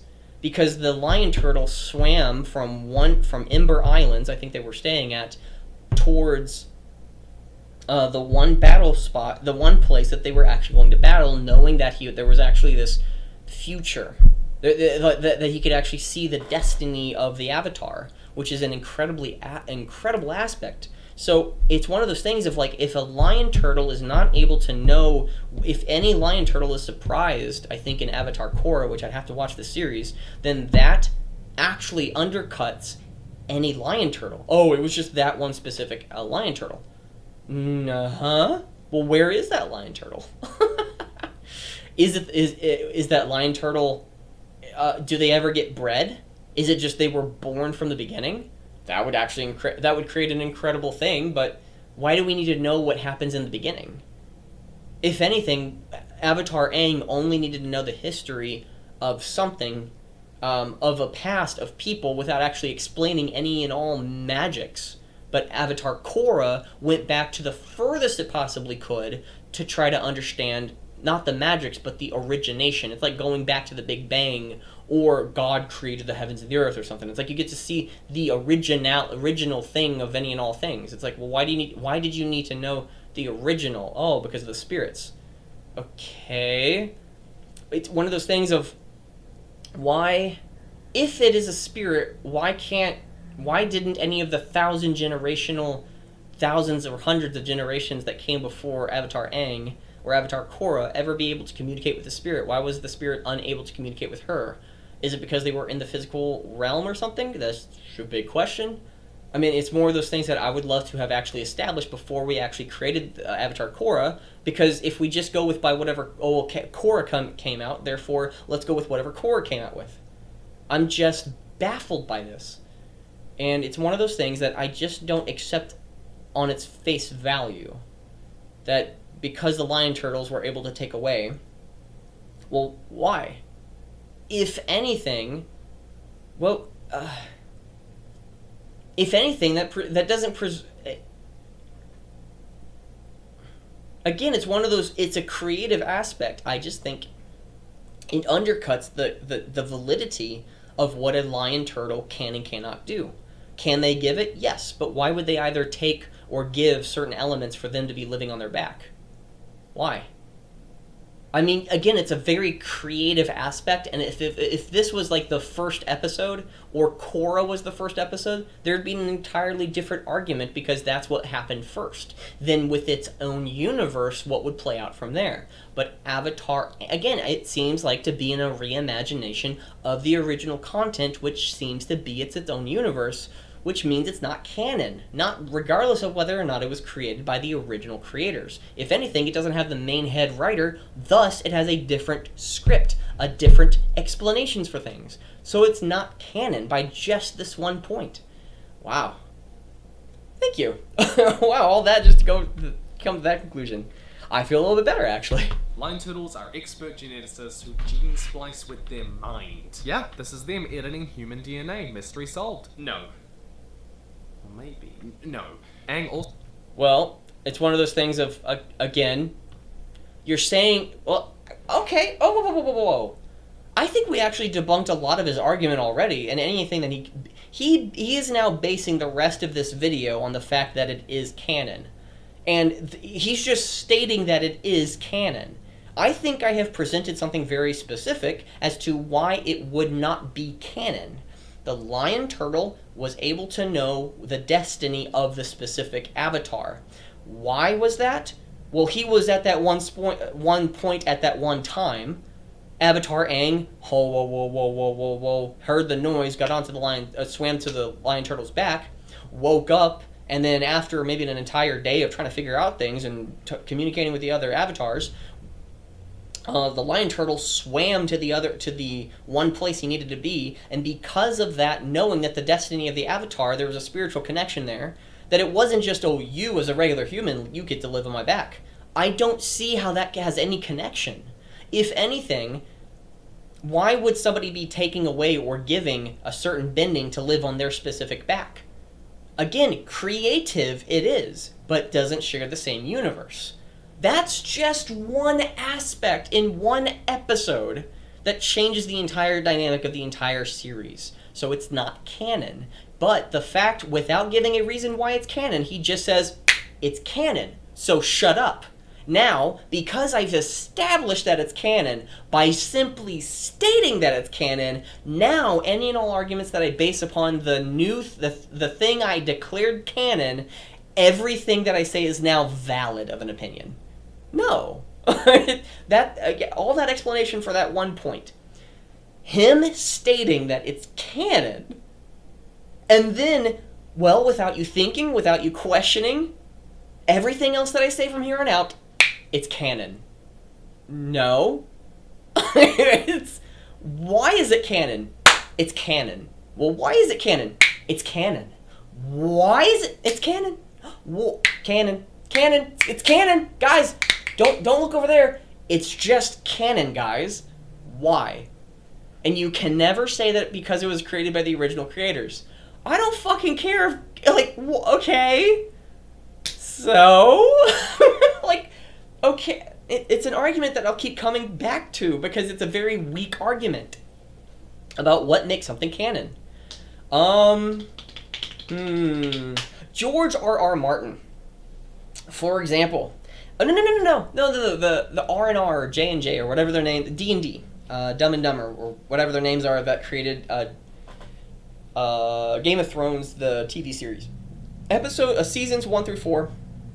Probably, if not 5, are arguably one of the best seasons in the entire series. Everyone has their own story. It's a wicked world, and then it sort of gets a little bit like, well, why'd you do this? Why'd you do that? In seasons 5, 6, and 7, I think there's a lot of people that actually had a lot of issues with season 7. There's one person that I followed intently on this, and it was Nerdrotic, and he read the books like 4 or 5 times all the way through, and was explaining us to well, it's okay, like Lord of the Rings, it's like there's things that you just have to leave out because it wouldn't make any sense, or this and that, but they make Eirion, or whatever his name is, the Lord of the High Seas, into a fuckboy, rather than a mysterious, evil villain that would have actually commanded much authority. But his story was probably too dark for the audience, which I probably agree with if they were trying to like cut his entire story and move on to other people. But each and every single time that they cut something, it changed the original content. And each time that they did that, they had to let's only go with 8 seasons or something. It's just like they kept rushing it through or something. And it just kept undercutting until the final season 8, 6 episodes, fucked everything to oblivion. It fucked it itself over. I thought there were a few things they did in episodes 1, 2, and 3. Some things in some of those 3 episodes they did right. But literally Tyrion pleading to his sister, Circe, about like, oh, there's some humanity still inside you. Circe had every single right and 8 seasons, if not 7, to fire arrows upon all the leaders that just happened to be there. Why not? Well, the plot requires me to make it dramatic. Why? Like, it's stupid. I don't care if the original creators created it. It's not canon. It doesn't make any sense. It's one of those, well, we need them to be here. Okay, well, you can explain certain things away, but you have to explain it the way it would probably make the most amount of sense, right? And even if it is quote-unquote canon, it's not good. And even if you stated it's canon, okay, that's even a more of a piss-poor argument if you just say that it's canon, therefore we need to go with it. Like, oh, no. I would say not just because it's good. Is it well explained, or at least explained well enough? But it actually breaks some of the content of the original series. And because of that break, that makes it not canon, but instead official fan fiction. Also used this power to remove Ozai and Yakone's bending, but Yakone passed his... Wait, what do you call it? Aang also used this power to remove Ozai and Yakone's bending, but Yakone passed his abilities onto his kids anyway. Oh, Yakone. Gotcha. And also, it would just be really, really stupid if the Lion Turtles were literally gene editing. If you want to believe that, go ahead. Oh, so you're saying it's okay to believe something that's contrary to what you think is, but when it comes to canon, I'm not supposed to believe it because canon is what is. What? No. It's like, regardless of whether or not I believe it, what is? I might think something, but it doesn't mean that I'm right if I'm wrong. Right? I'm trying to find validity. I'm trying to have some sort of validation on the correct answer. That's one of the main reasons why I even asked the question. And maybe there's some valid point that I bring up, but the answer or question can be flawed. The answer will come up because the wrong answer might come up because the question is flawed, but might have a good point. It says I'm trying to figure this out. I'm not buying it. And you're not buying it, therefore it's not canon.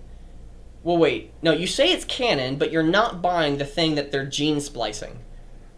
Are they just opening up the chakras? That's the one thing that I would think is that they're just being right in the head and right in the heart, boom, opening up all the chakras, and then you have access to this one specific ability. And it's more of opening up the chakras rather than me passing a spirit to you or passing an ability. I thought that's what it was. Because in particular, it was with the Avatar. It's not that, well, if one person can do it, then another person can do it. It's that literally the Avatar is a special case when it comes to any and all things because it's literally magic, even more so magic than any others, because there's an activation button to make 10 times bending, 10 times this, spirit magic, la la la la la. So, again, one thing that could probably just naturally come about is I'm opening up the chakras. Something that, because the one thing that Guru Patik, if I remember his name correctly, Patik, it might be Patik, he was trying to help Avatar Aang get into the Avatar state by opening up the chakras. Holy shit. Wait, when was somebody actually ever to learn the chakras? Oh my gosh. If Avatar Korra was never able to actually activate airbending, and for 12 or so years people... about 12 years, probably 13 years. Let's go with 13 years. People knew she could only bend 3 out of the 4. Wouldn't it be a special case that we need to get her to activate the... actually go through chakra training? To actually learn the chakras?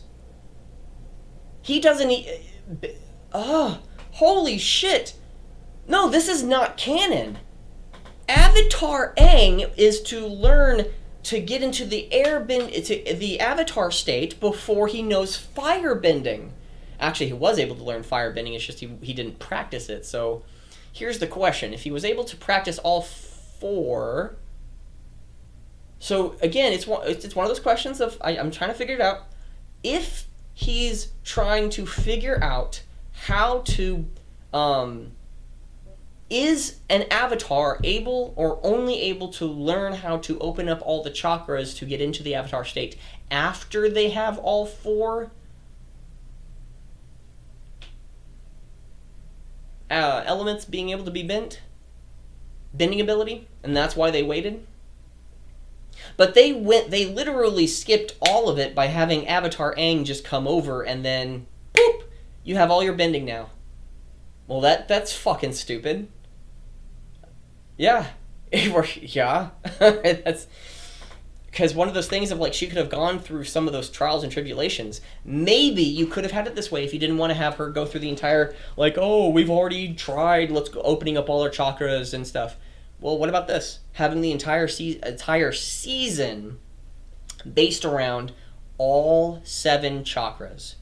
That maybe every other episode, depending on how many episodes, maybe 14, maybe 20, maybe more, having each episode or every other episode be related to a chakra type. And then it's like if, like, anger and hatred or something, that maybe she's been trying to get air, but realizing that it's just she overcomes that maybe throughout the entire season, but maybe at the very end. Or maybe there's a discussion, or maybe you get to see the action of her just letting it go and hoping for the best of whenever it'll come. And then you get to see that, oh, she's already opened 1, 2, 3, 4, 5, 6, and we're just waiting for number 7 for her to just let go. And that's when she's in the valley with Tenzin trying to bend the air, even though she's not able to bend any of it. So then when she just lets go, she's already gone through all of the stages of being able to be into the avatar, rather than just going poof, you're now in the avatar state. Like, it's one of those things of just like, that could have been so much better. Wow, that's interesting. All of this brings me to the most important component. You're gonna say genetics? Because he's already said personality. Behavior? Those are my only 2 guesses. I don't know where you're gonna go with this. Fluffy, cute, soft magic. Okay, let's have him read seen it. bending as more spiritual connections, though. A little bit mysterious. I think, again, sometimes we might not know. It's more of what we don't want it to be. We didn't... Okay. If you... his last statement that he has before he fades out into the black and has you, hey, subscribe to the channel, is he states, hey, the mystery, the unknown, the wonder. And that's where I think he's going to be going for the rest of the 4 minutes. Or the 3 minutes, is that because we don't know how it actually works, but the thing is that Avatar Korra simply explains that that there's certain creatures that can just bestow it, which are actually explaining it a little bit more than anything. I didn't want it to be like there is a lineage, a royal family or something. Yeah, but that kind of happened in the first series, though. And it's something that if you can try to twist it towards not being lineage and actually try to escape, hey, you don't have to practice this particular way. If there is a more effective way of firebending, do it. But it's one of those moments of, like, being able to respect the firebending because, A, not just because of practicing culture, but it might actually be the most effective way, like mixed martial arts. Actually doing kung fu is not an effective practice when you're trying to actually fight somebody in the real world. But it could be something that can actually give you strength and when you're practicing it yourself. But when you're practicing it with somebody else, you might have a different way of actually practicing it, different forms that you can learn from other people, which is one aspect that you can take away from a quote-unquote lineage, and actually that the people who are able to lightning bend might be able to lightning bend phenomenally the way that they do, but there is something else to it. And these people can bend, and then there's everyone else as non-benders, people who never will. So. But why? Why won't they? What if we have a moment where people can actually activate that? In this universe, why does that have to be limited? Why does that have to be limited if it's a recessive gene you can turn on?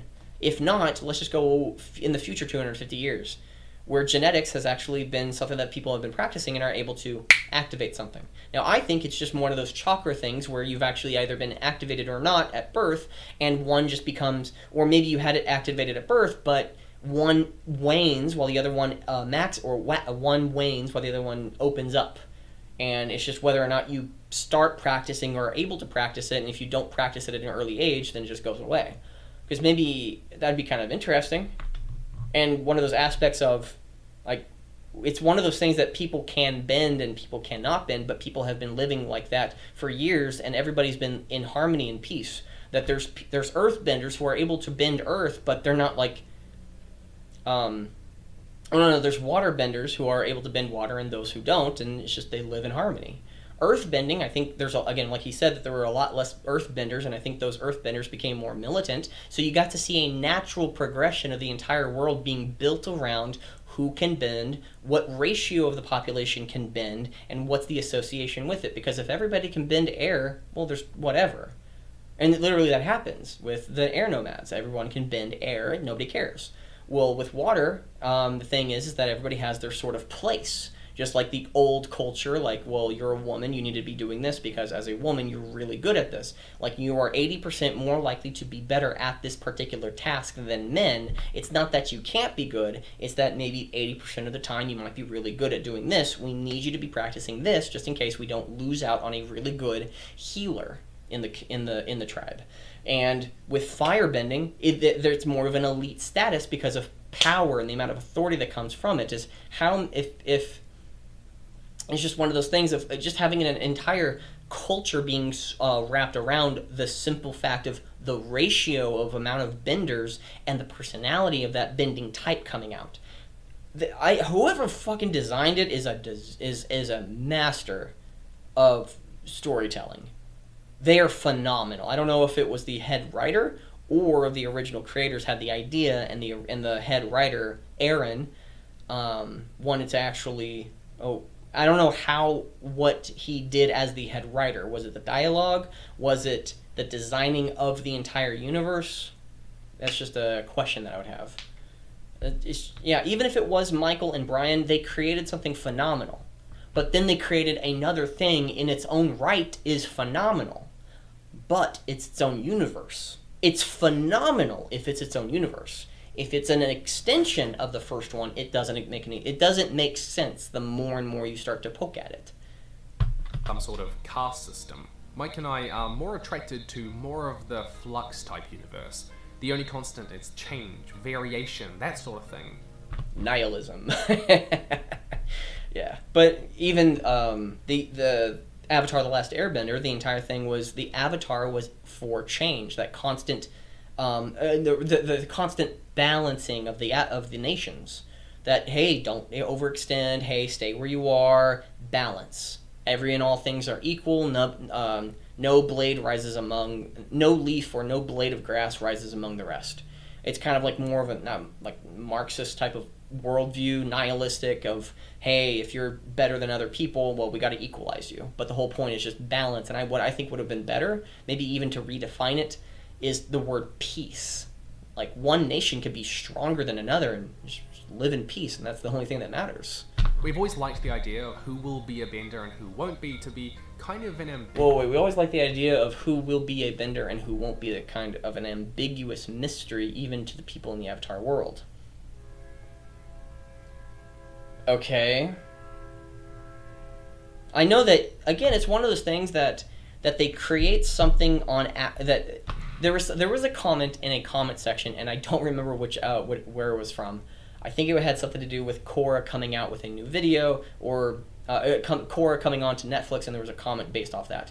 But I think it was that they were trying to redesign on Netflix the live action, and they were going to make it woke, and they were going to make it LGBTQ. And the reason I disagree with the entire LGBT. The reason I say that is because LGBTQIA, A is ally. You don't have to be gay to be an ally, which means that you can be LGBTQ whoever you are, so it doesn't represent gay.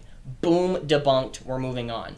LGBTQ, Black Lives Matter, anti-fascists, which are actual fascists, they're all white supremacy, they're all the same to me, because I disagree with creating a political ideology or value system based off an immutable characteristic. I don't deal with it. I don't care if you're fucking black. I don't care. I don't care if you're fucking white. I don't care if you're white, you fuck, or if you're black, you fuck. I just like switching the order and where to put the word fuck. Fuck.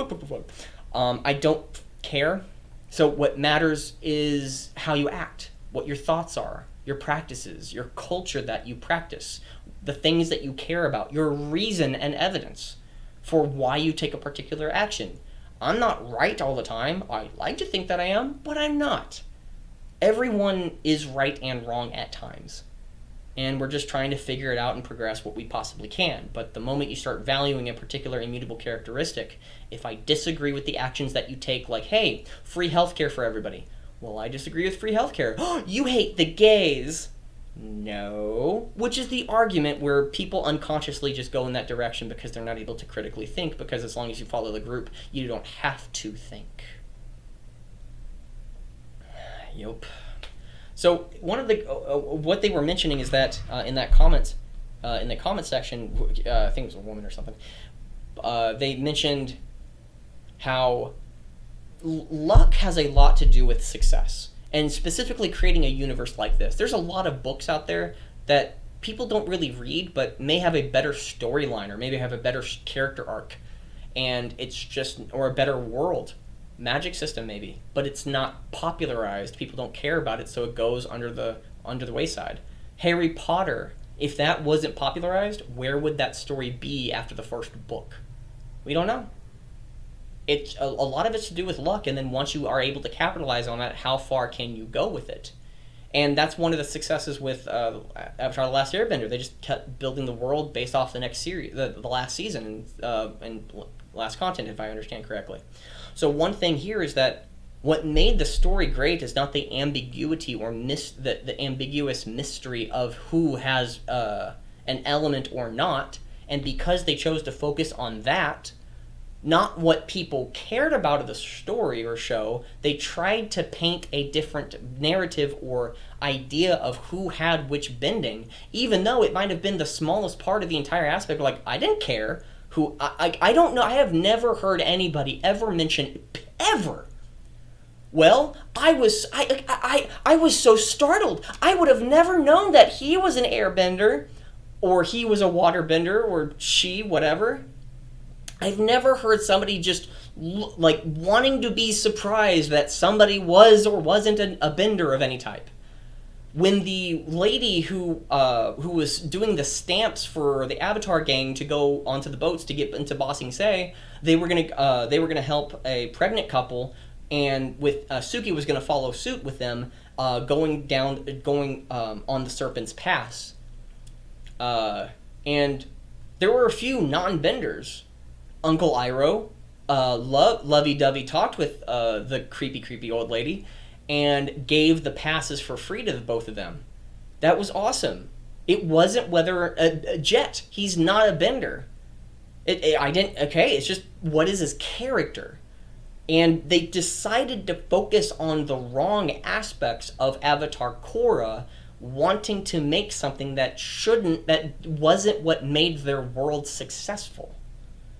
Having that one simple aspect, I think, simplifies everything. It really paints it. I think we found the entire crux as to why Avatar Korra is shit in comparison to The Last Airbender. Now, if it's its own thing, I'm probably using the wrong word. It's not that it's shit, it's just that it's its own universe. If you take it as its own universe, fantastic. I think it holds up as its own universe. But if it's not a continuity, it's hard to say that it actually shares the same universe. There's a lot of things that are actually broken if that happens. So, but having the ambiguous nature, the ambiguous mystery of people, whether or not somebody's going to have a bending ability, I never heard nor had watched any video ever since Avatar: The Last Airbender came out and be like, wow, isn't this amazing? We never knew. Now we know that they're a bender. Like, I never knew that metal bending was a thing until Toph did it. But the fact that she now has it, like, okay, we're moving on. Like, the character of how she's using that in relation to her struggles and challenges and how she's overcome certain problems. That's what matters about the show. Okay.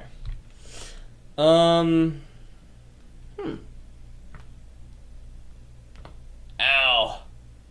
No, one question that I have is, didn't she learn bending? When did... Oh, no, that makes more sense. Avatar Aang. I'm trying to remember in the third season. I think it was the third season that she actually develops metal.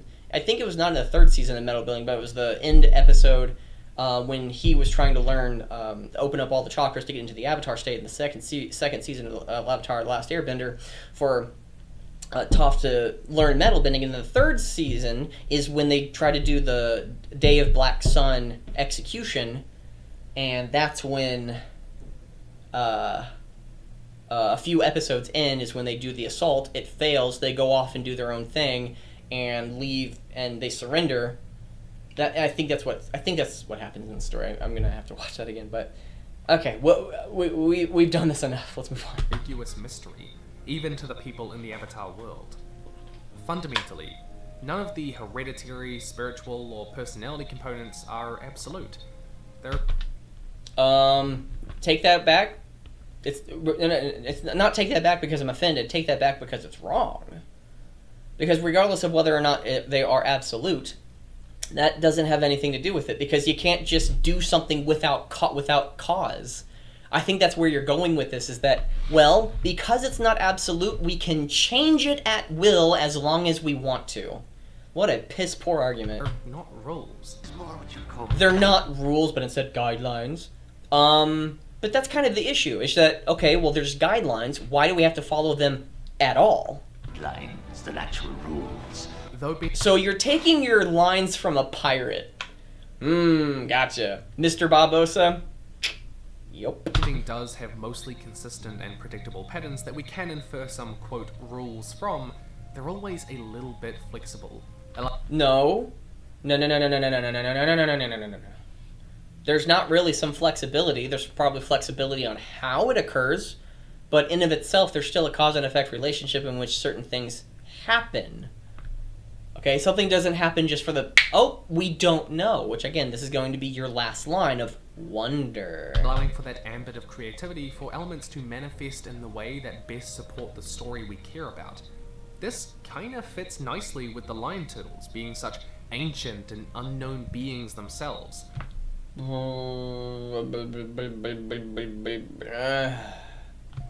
other words, in this case, a turtle wizard literally did do it. So you're saying the cause and effect relationship that made any and all elements happen were because of lion turtles. So it wasn't because of Hereditary. Okay, so...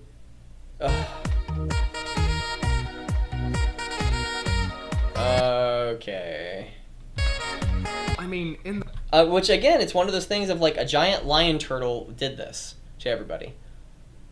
Okay, huh? Like again, the story, it doesn't break continuity, but it's one of those things of, okay, just because it was opened up. Again, the best explanation you haven't give. I think I have given a better explanation for this entire thing than you have. I might have thought of this a little bit better, even though you've put all this time and energy and effort into the video. Okay? Unless it is not it's passed on genetically, but things that you practice in this day can be passed on. As if you practice a certain thing and develop it, how likely are your children to be more gifted at that thing?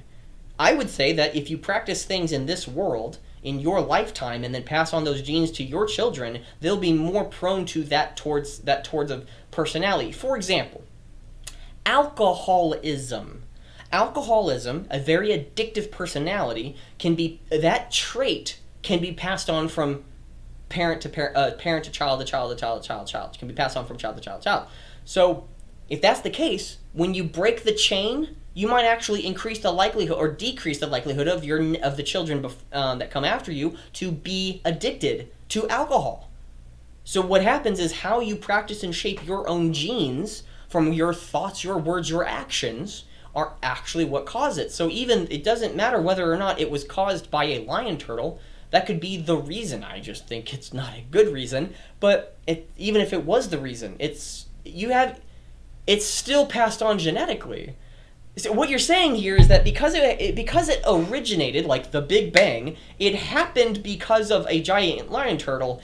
Any and all genes that are passed on from here on out, it doesn't matter, wipe them away, look at the giant lion turtle. Ooh, dangle the keys. That's your argument.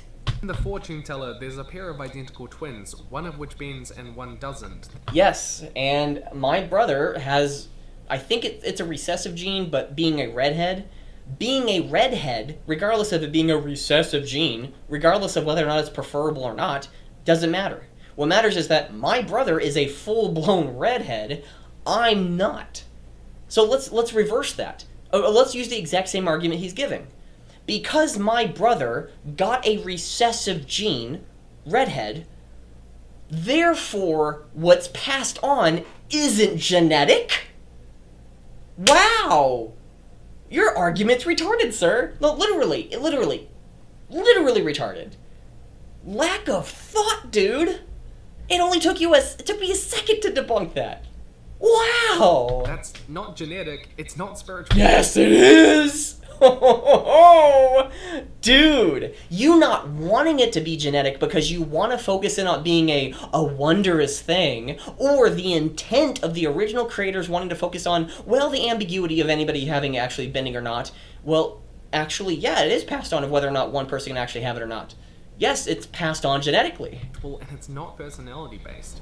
This doesn't break the universe. Yes, it does. Oh, it so does. I just don't think you want it to. And I think that sometimes people equate bad world building. Well, yes! If something breaks the universe, it's bad world bending. For example, I think I've already given this example before, but if Leia, Princess Leia, now Commander Leia, in her seek for peace within the Rebel Alliance, flies through space and shoots laser out of her eyes and blows up a planet with her space magic force, and then she floats down on high on her throne in the Rebel Alliance, and everybody starts cheering.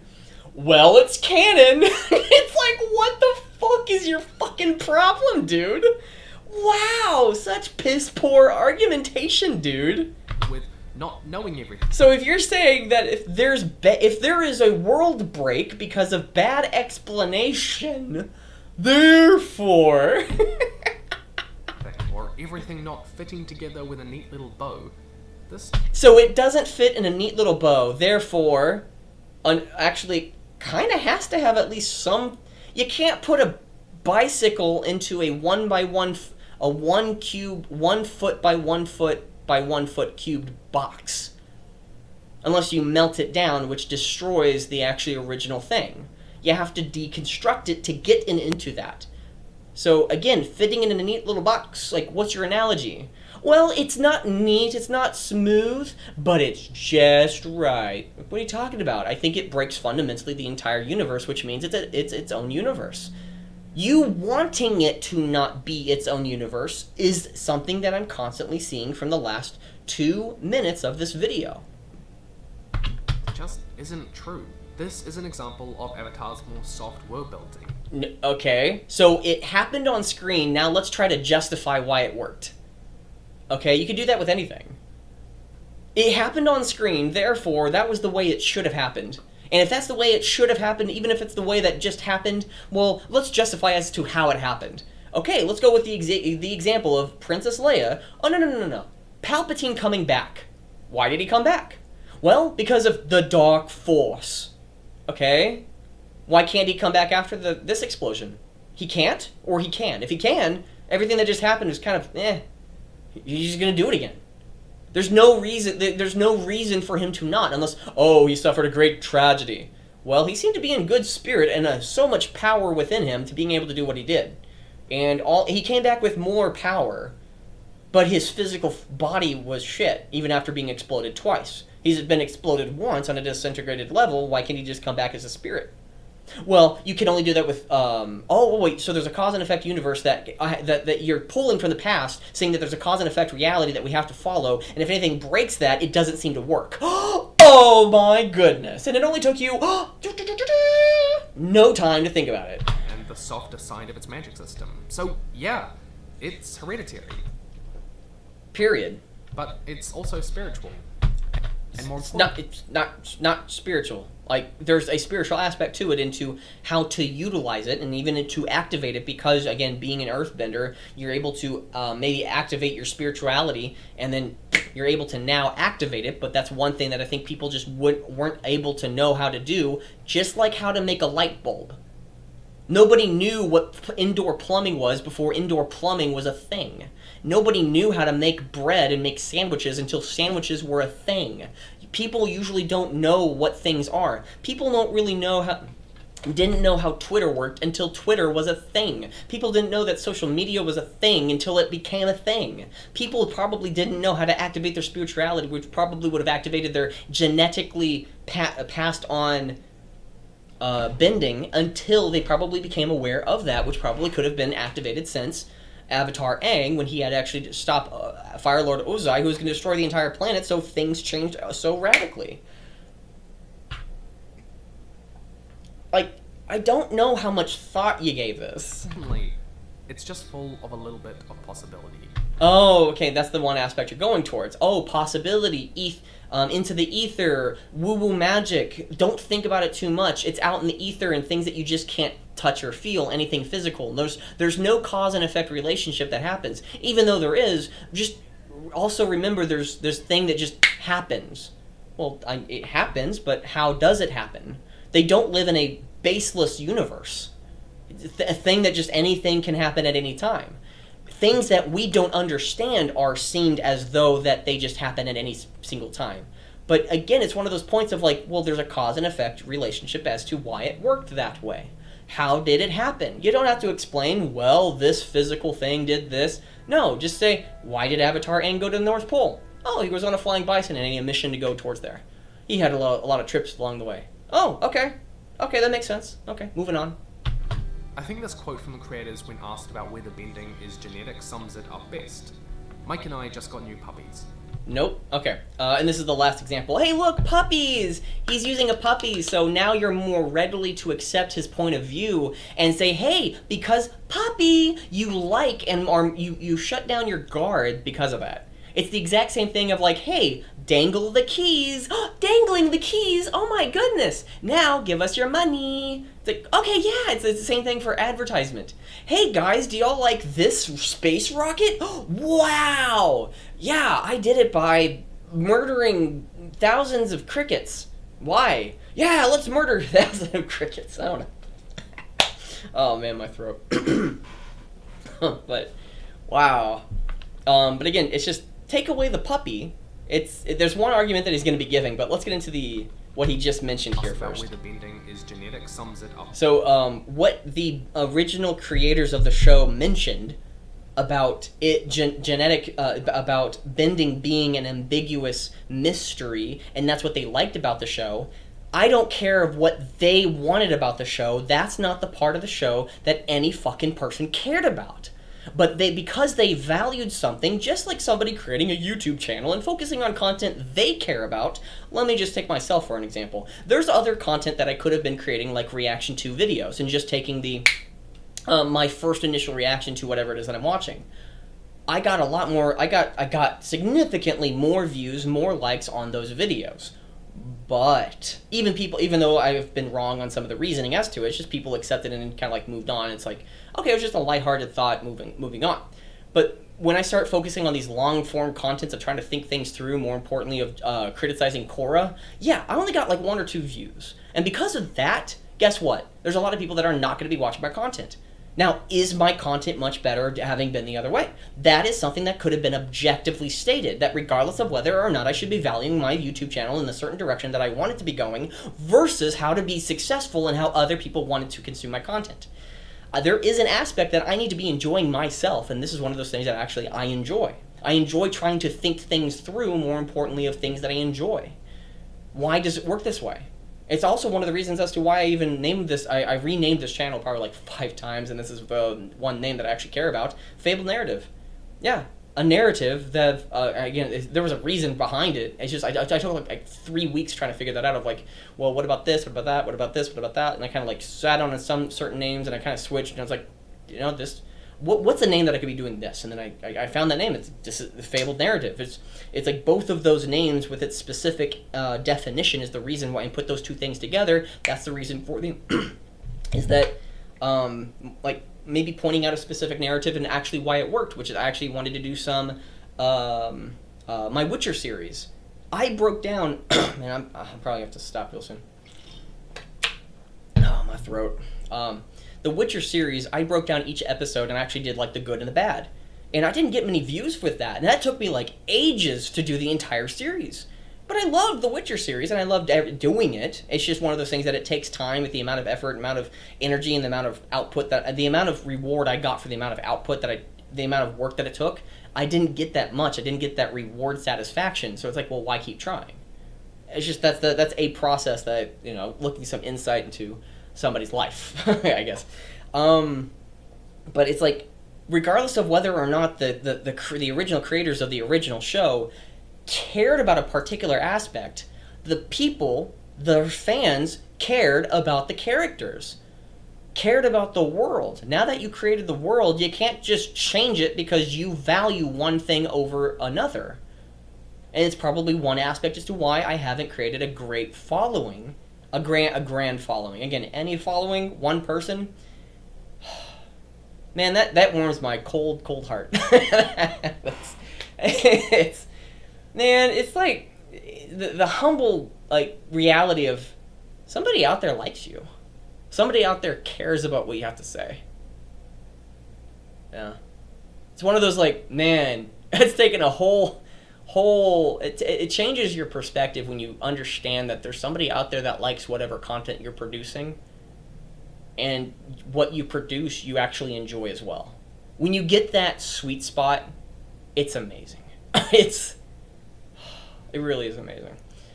But at the same time, I need to know that I'm doing the right thing. And the right thing is not just that I enjoy it, but also executing it where other people can actually enjoy it as well. And vice versa. That I'm actually enjoying it, because at the same time, it's like doing this for 40 years.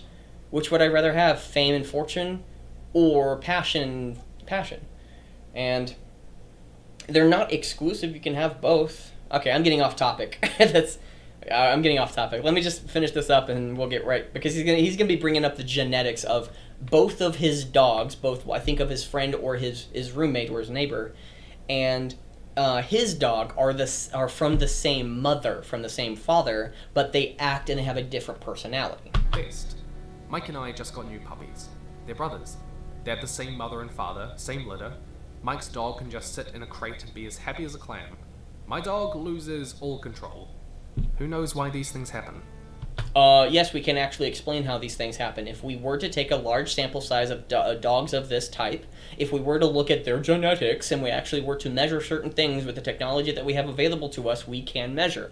But he's taking an approach of trying to tell a narrative for the past 2 minutes of or 2 to 3, maybe even 4 minutes of the entire video, is that he's trying to paint a picture of there's a wonder out there. Oh my gosh, a wondrous thing that we can never know. It's always that thing that we can never touch. This the ambiguity of the entire nature of bending. Oh, the spiritual aspect of any and all life. Let's not try to understand it. Which I think, if you want to paint yourself into ignorance, that's actually a very bad thing.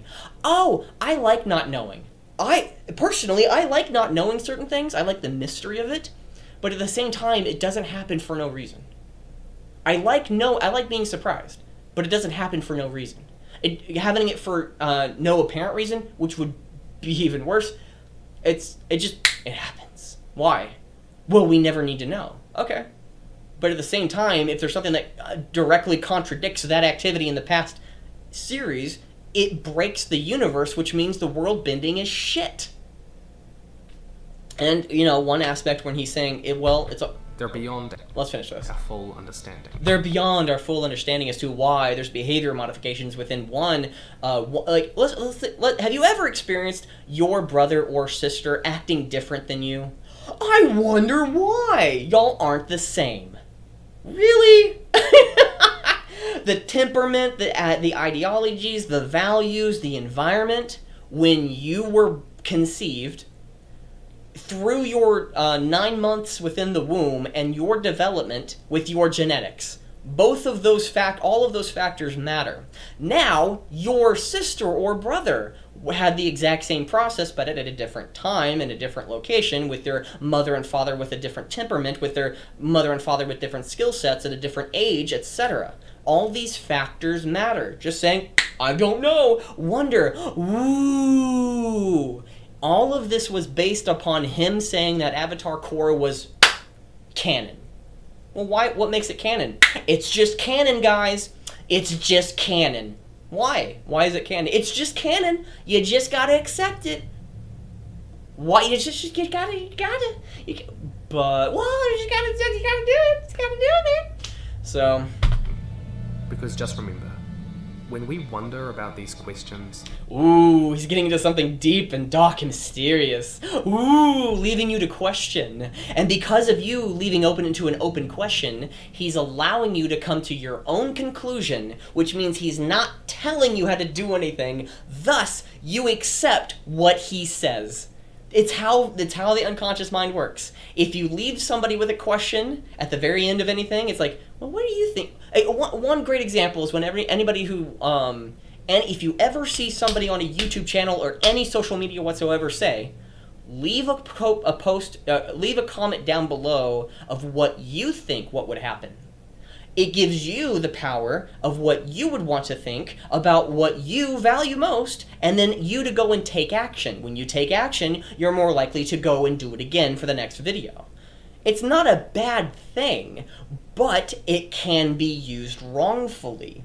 Here, I would say it's not bad, but it's definitely not good. You don't want people to be wondering about things, about the wondrous things. It's like, well, there's a cause and effect reality. I'm okay not knowing about everything, but if I now know that something works a certain way, you can't just change it. It's like, if for example, taxes. Taxes work a certain way. I would love for it to not work that way. But then you say, or let's just switch it, somebody else, the taxman says, now you have to give body parts as taxes. It's like, but why? There's only a limited amount of body parts that I have in my body. Well, you have to give body parts now. It's like, well, that's kind of an extreme example. I know. I'm trying to get the point across. That changing how something works, regardless of whether or not you like it, versus changing how to make it better. For example, trying to change taxes and how that works, versus fundamentally changing what we have to pay taxes with and then claim that they're the same thing.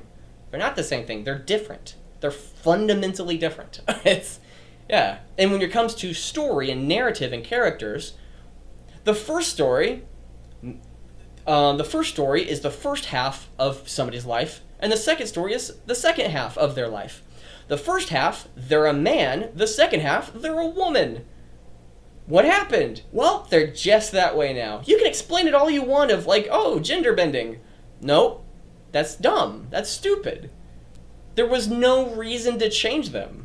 Well, we had a reason to change them. You just must not like this new way. It's like, it's just wrong though. Oh, my way of thinking is wrong. No! Subjectivity! Oh! Oh no, you're getting away. You're going after my subjectivity.